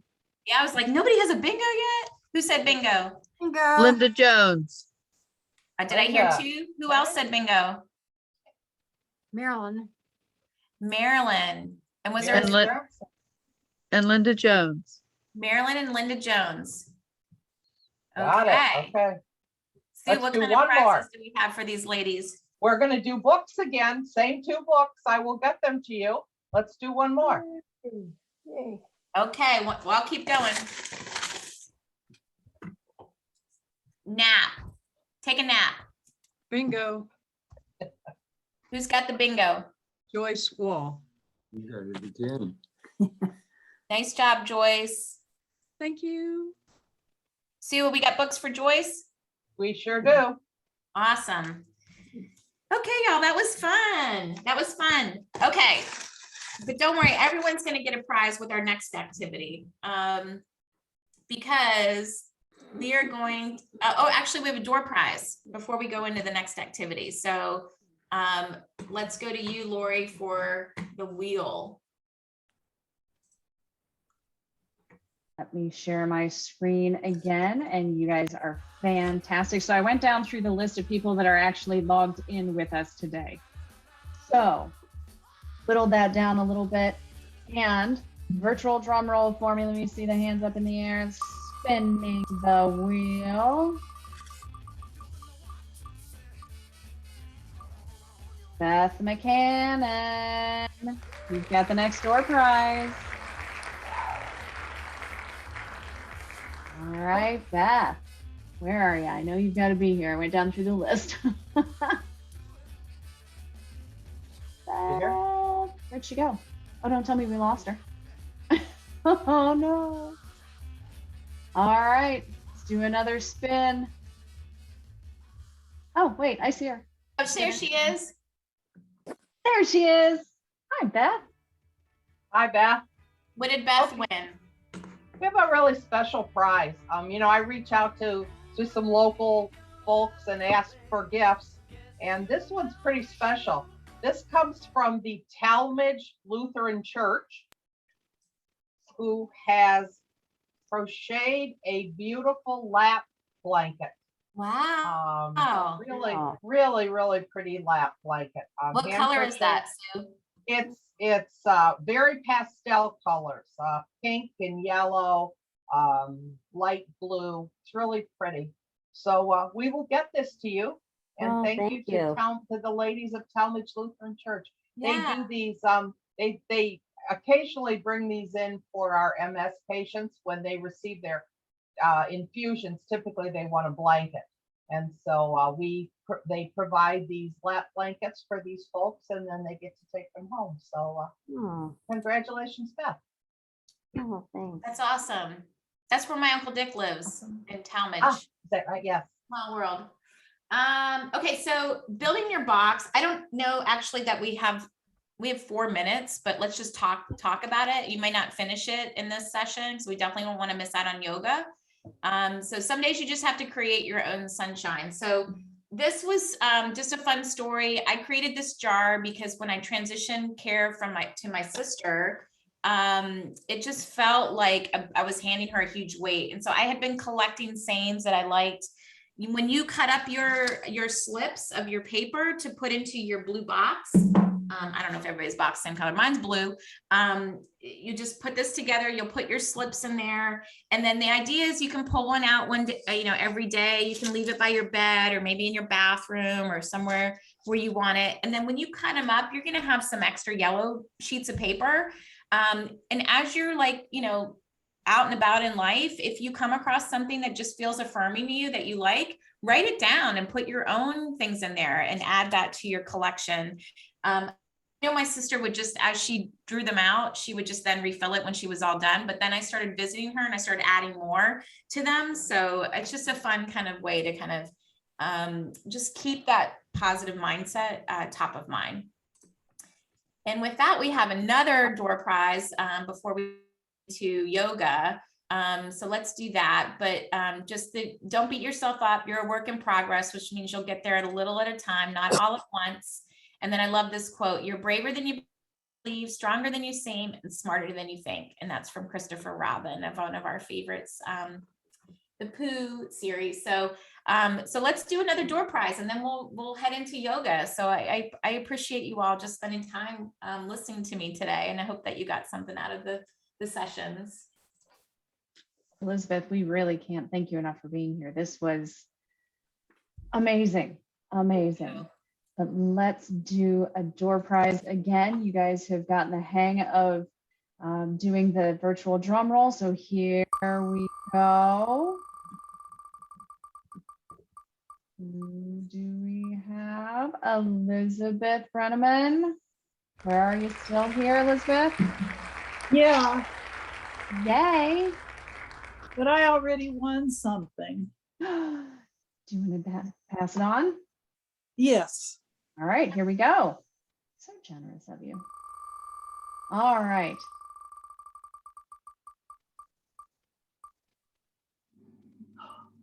Jody Constantine. All right. Here. Yay. Okay, Jody, we are going to give away our second coaching session with Elizabeth. And so we will connect you with Elizabeth, and you will get a one-on-one coaching session with her. Thank you. We'll schedule it a time that works for you, Jody. Elizabeth at happyhealthycaregiver.com. So I look forward to connecting. Thank you. Fabulous. This is just so much fun for me today. All right, so I am thrilled to introduce Tura Gorman. And I know Teresa has a bit more to say to introduce Tura. But before I hand it over to Teresa, I want to make sure that everybody knows how to put it into speaker view so we can have Teresa large on her screen and follow her yoga session. So I don't know what your screen looks like. I have it kind of all tiled up like Brady Bunch style. If you're seeing me large and center in your screen, you don't need to do anything else. When Tura begins to speak, you will see her. If you are like me and you're seeing us all Brady Bunch style, up in the upper right of that portion of your screen, you will see view. If you click where it says view and choose speaker, then that will put it into presenter view, and whomever is speaking in that moment will be large on your screen. And when Tura starts, it will be easy peasy to follow her. And with that, I will now turn it over to Teresa, who will give the official introduction. Thank you. Thank you. I just wanted to point something out real quick before we do Tura's intro. In the very back of the packet that you received, not the very back, but towards the back, you're going to see the Family Caregiver Support Program information in more detail. I did not have a chance to go into all of it today, so just take a look back there, and that's going to give you more info about our support group and all the other wonderful things we do here at Direction Home. So speaking of wonderful things at Direction Home, we have Tura Gorman, who has been an RN assessor with us for over 20 years.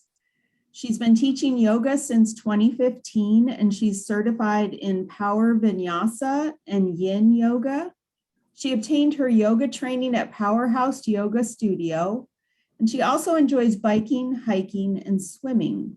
She's presently training for Mammoth Challenge, which is October 3rd in the Cuyahoga Valley area. And this involves hiking 20 miles in 8 hours. Whew. She's looking forward to retiring next year with plans to hike trails across America, visit national parks with her husband, Michael, and spend more time with her 2 adult sons and 4 grandchildren. So with that, I'll turn it over to Tura.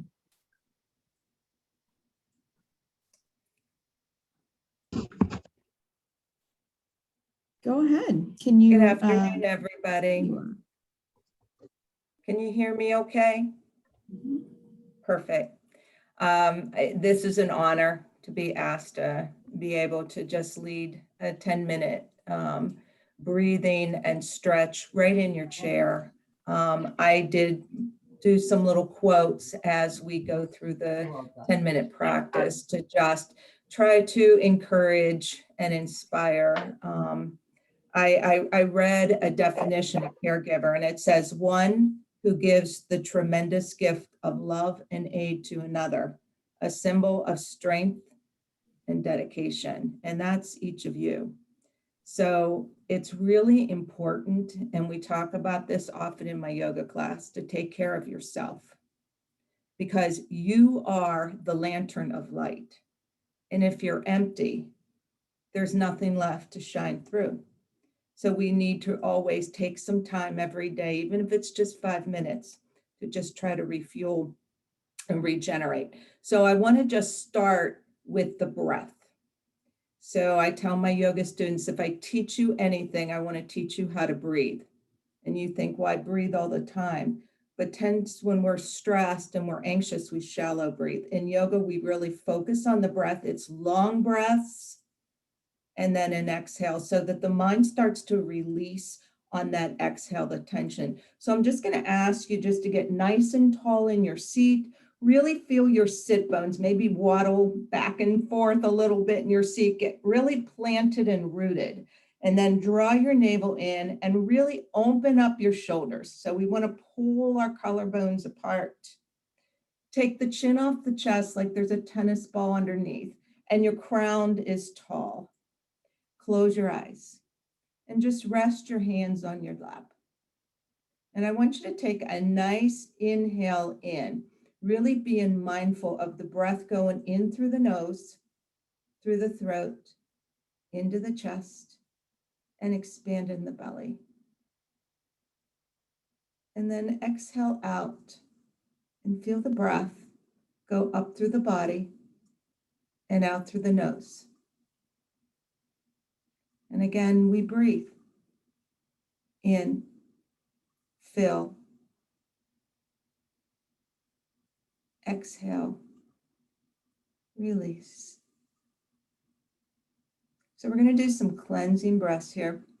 And I want you to breathe into a count of 6. So we're going to breathe in 1, 2, 3, 4, 5, 6. Just hold for 1 second. Exhale, 6, 5, 4, 3, 2, 1. We're going to do that again. 6, 5, 4, 3, 2, 1. Very full. Breathe out through the nose. 6, 5, 4, 3, 2, 1. This time we're going to inhale, and I want you to fill all the way to the very top where you feel like your lungs are 2 balloons in their folded capacity. And I want you just to hold that breath. Fill up and hold. And this time on the exhale, when I give you the word, I want you to open your jaw and sigh it out audibly. And let go. Just let your brain start taking notice of that release. We're going to do that again. I want you to fill up really full, really big, and hold that breath.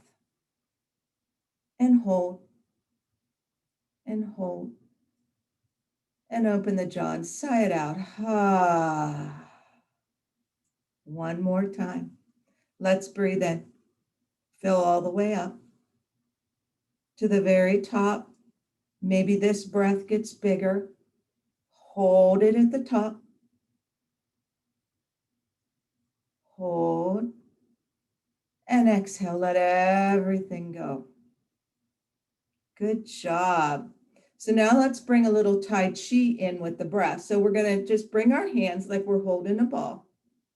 And we're going to just move the breath away on the inhale. And bring everything in. Breathe away like waves in the ocean. Breathe it in. And away. Laura, can you adjust your screen a little Sure. bit so we can see your hands? There you Thank go. you. And breathe out. And breathe in. One more time, breathe out. Bring movement, get a little bigger with the breath, a little bigger with the arms, and bring it all in. Good job. So now we're going to work through the head, okay, the neck. So while you're thinking on all this, release any tension you might feel in the jaw or in your face. So there shouldn't be any strain right now. This is just relaxation. So you just want to let go of trying. So we're going to bring the chin to the chest. We're just going to hold that. Stay with the breath. And then we're going to just roll that right ear over to the right shoulder. And just hold. Feel the stretch the left side of the neck. Shoulders soft, jaw soft, eyes soft. And we're going to exhale, drop the chin to the chest. Roll the left ear to the left shoulder.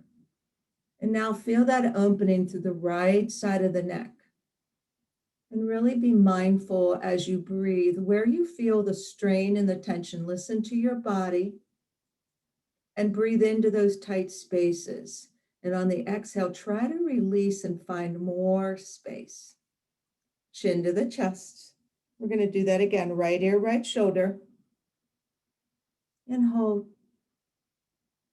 Exhale, chin to the chest. Inhale, left ear, left shoulder. And hold. Exhale, chin to the chest. Let's do that one more time. That feels amazing. To the right. Exhale, chin to the chest. Inhale, left ear, left shoulder. Exhale, chin to the chest. Bring your head up center. We're going to take an inhale. We're going to turn to the left like you're looking over your left shoulder and just feel more opening, more stretch. And exhale, release.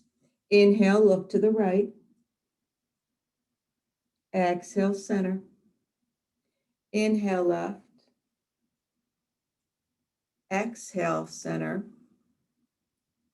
Inhale, right. Exhale, center.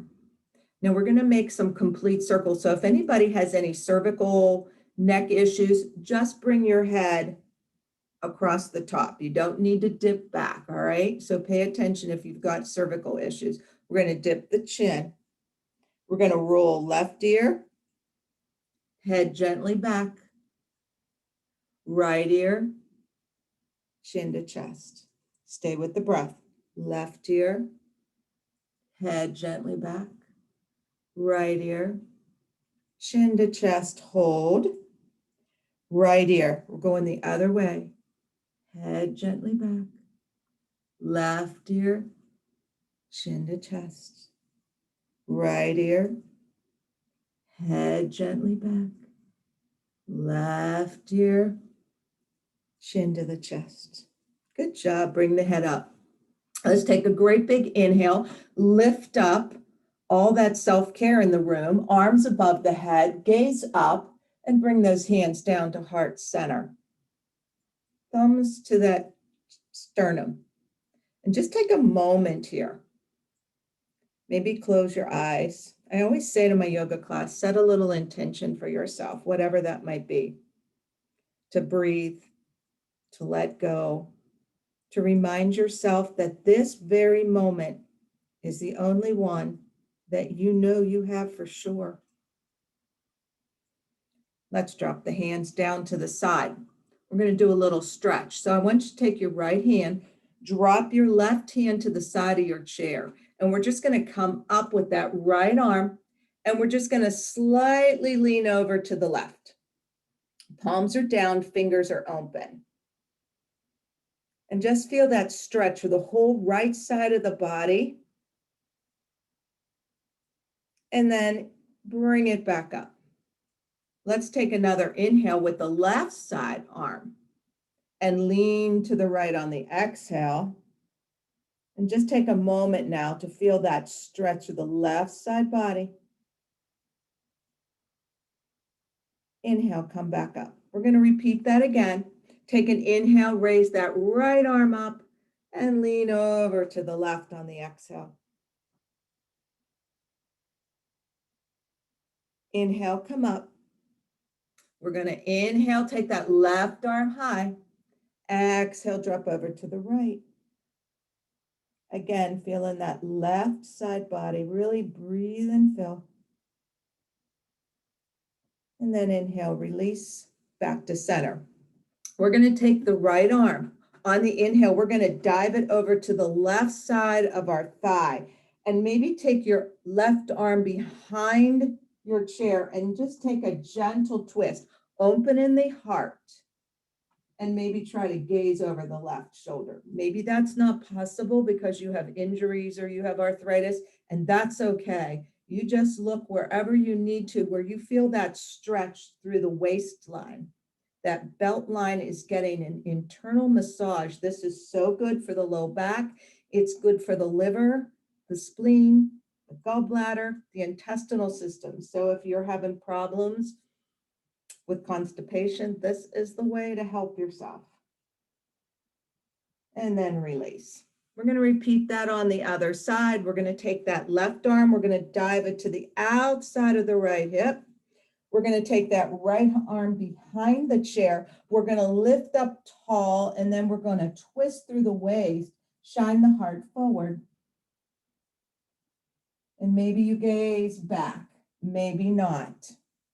Wherever you're at in yoga is where you need to be. You just need to listen to your body. We're all at different levels. And I always tell my students, wherever you're at in your journey is perfect for you.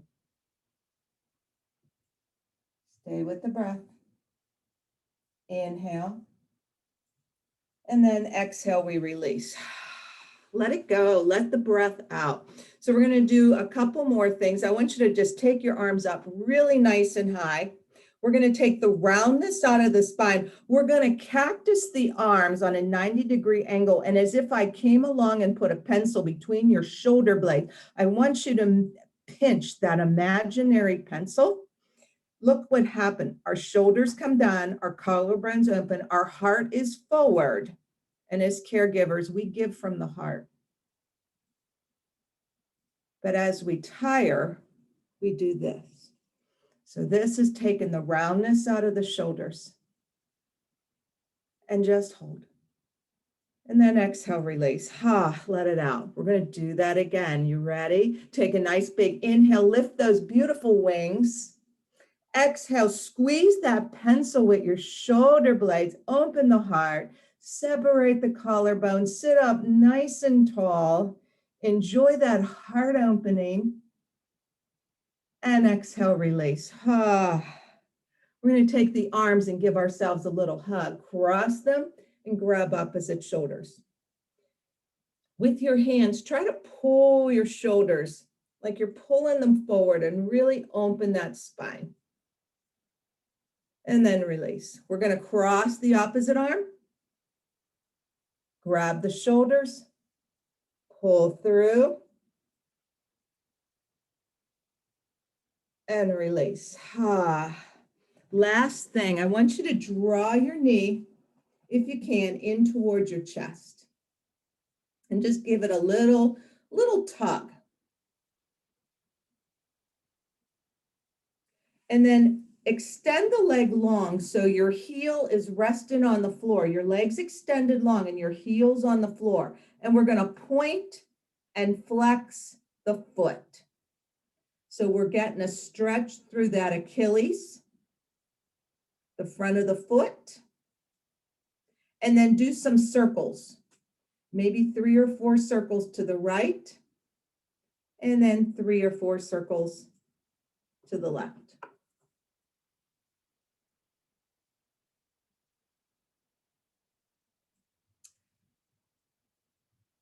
Taking your time. When you're finished with that leg, just bring it down to the ground.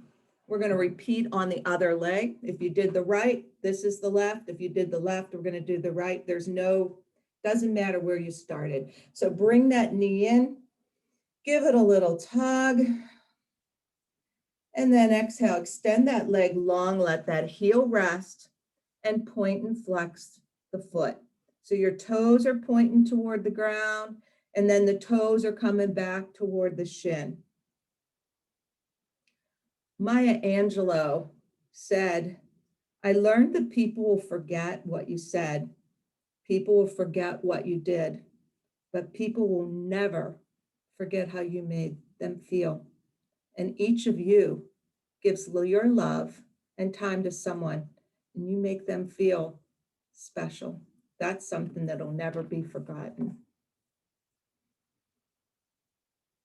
And when you're all done with that leg, just bring that leg in.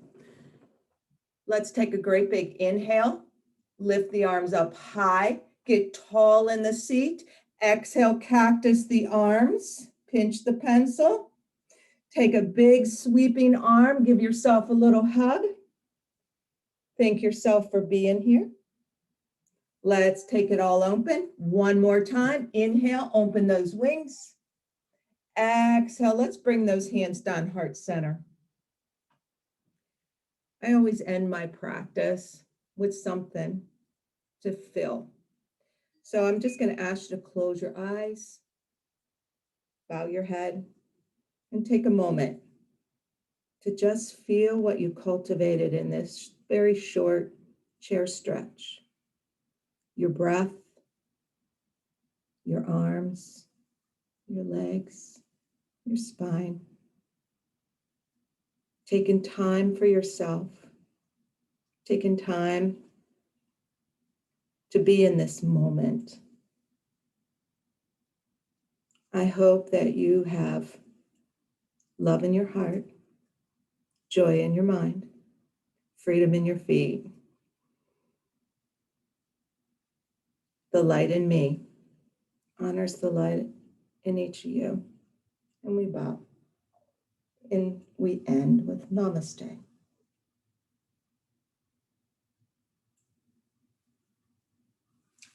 Thank you all so much. It was a pleasure. Thank you so much, Tora. It was wonderful. Okay. Have a great day. Thank you. Mm-hmm.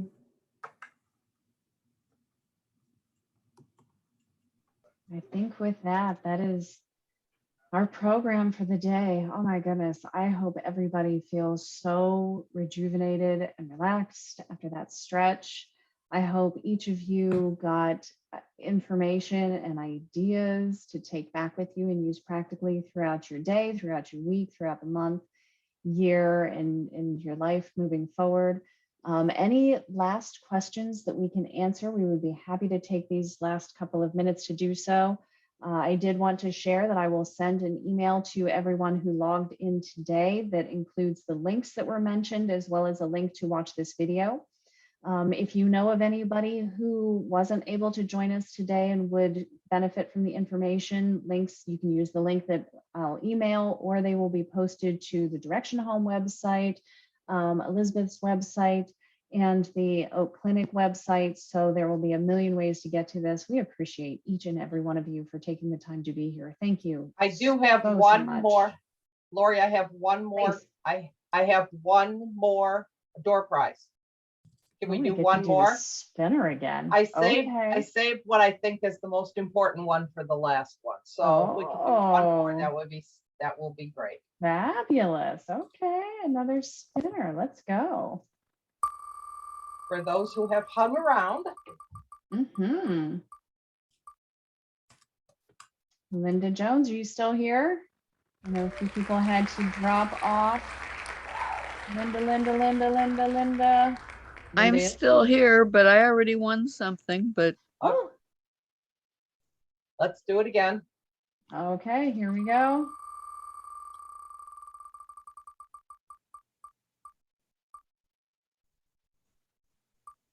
Clicks over to Bev Fry. Bev, And I are know you still with us? Yes, she. Bev's already won. Let's do one more. Next one.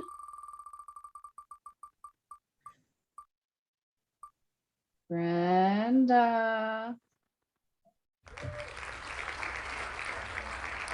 Brenda here?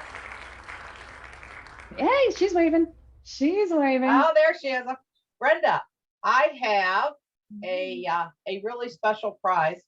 I have a 2007 Hope Longenberger basket that was given as a gift.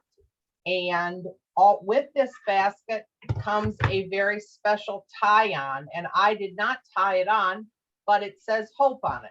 And so you can use this Hope tie-on wherever you would like to use it. I think it's a perfect thing for how we're ending today, offering hope to all of you and encouraging you to reach out if there's anything we can do.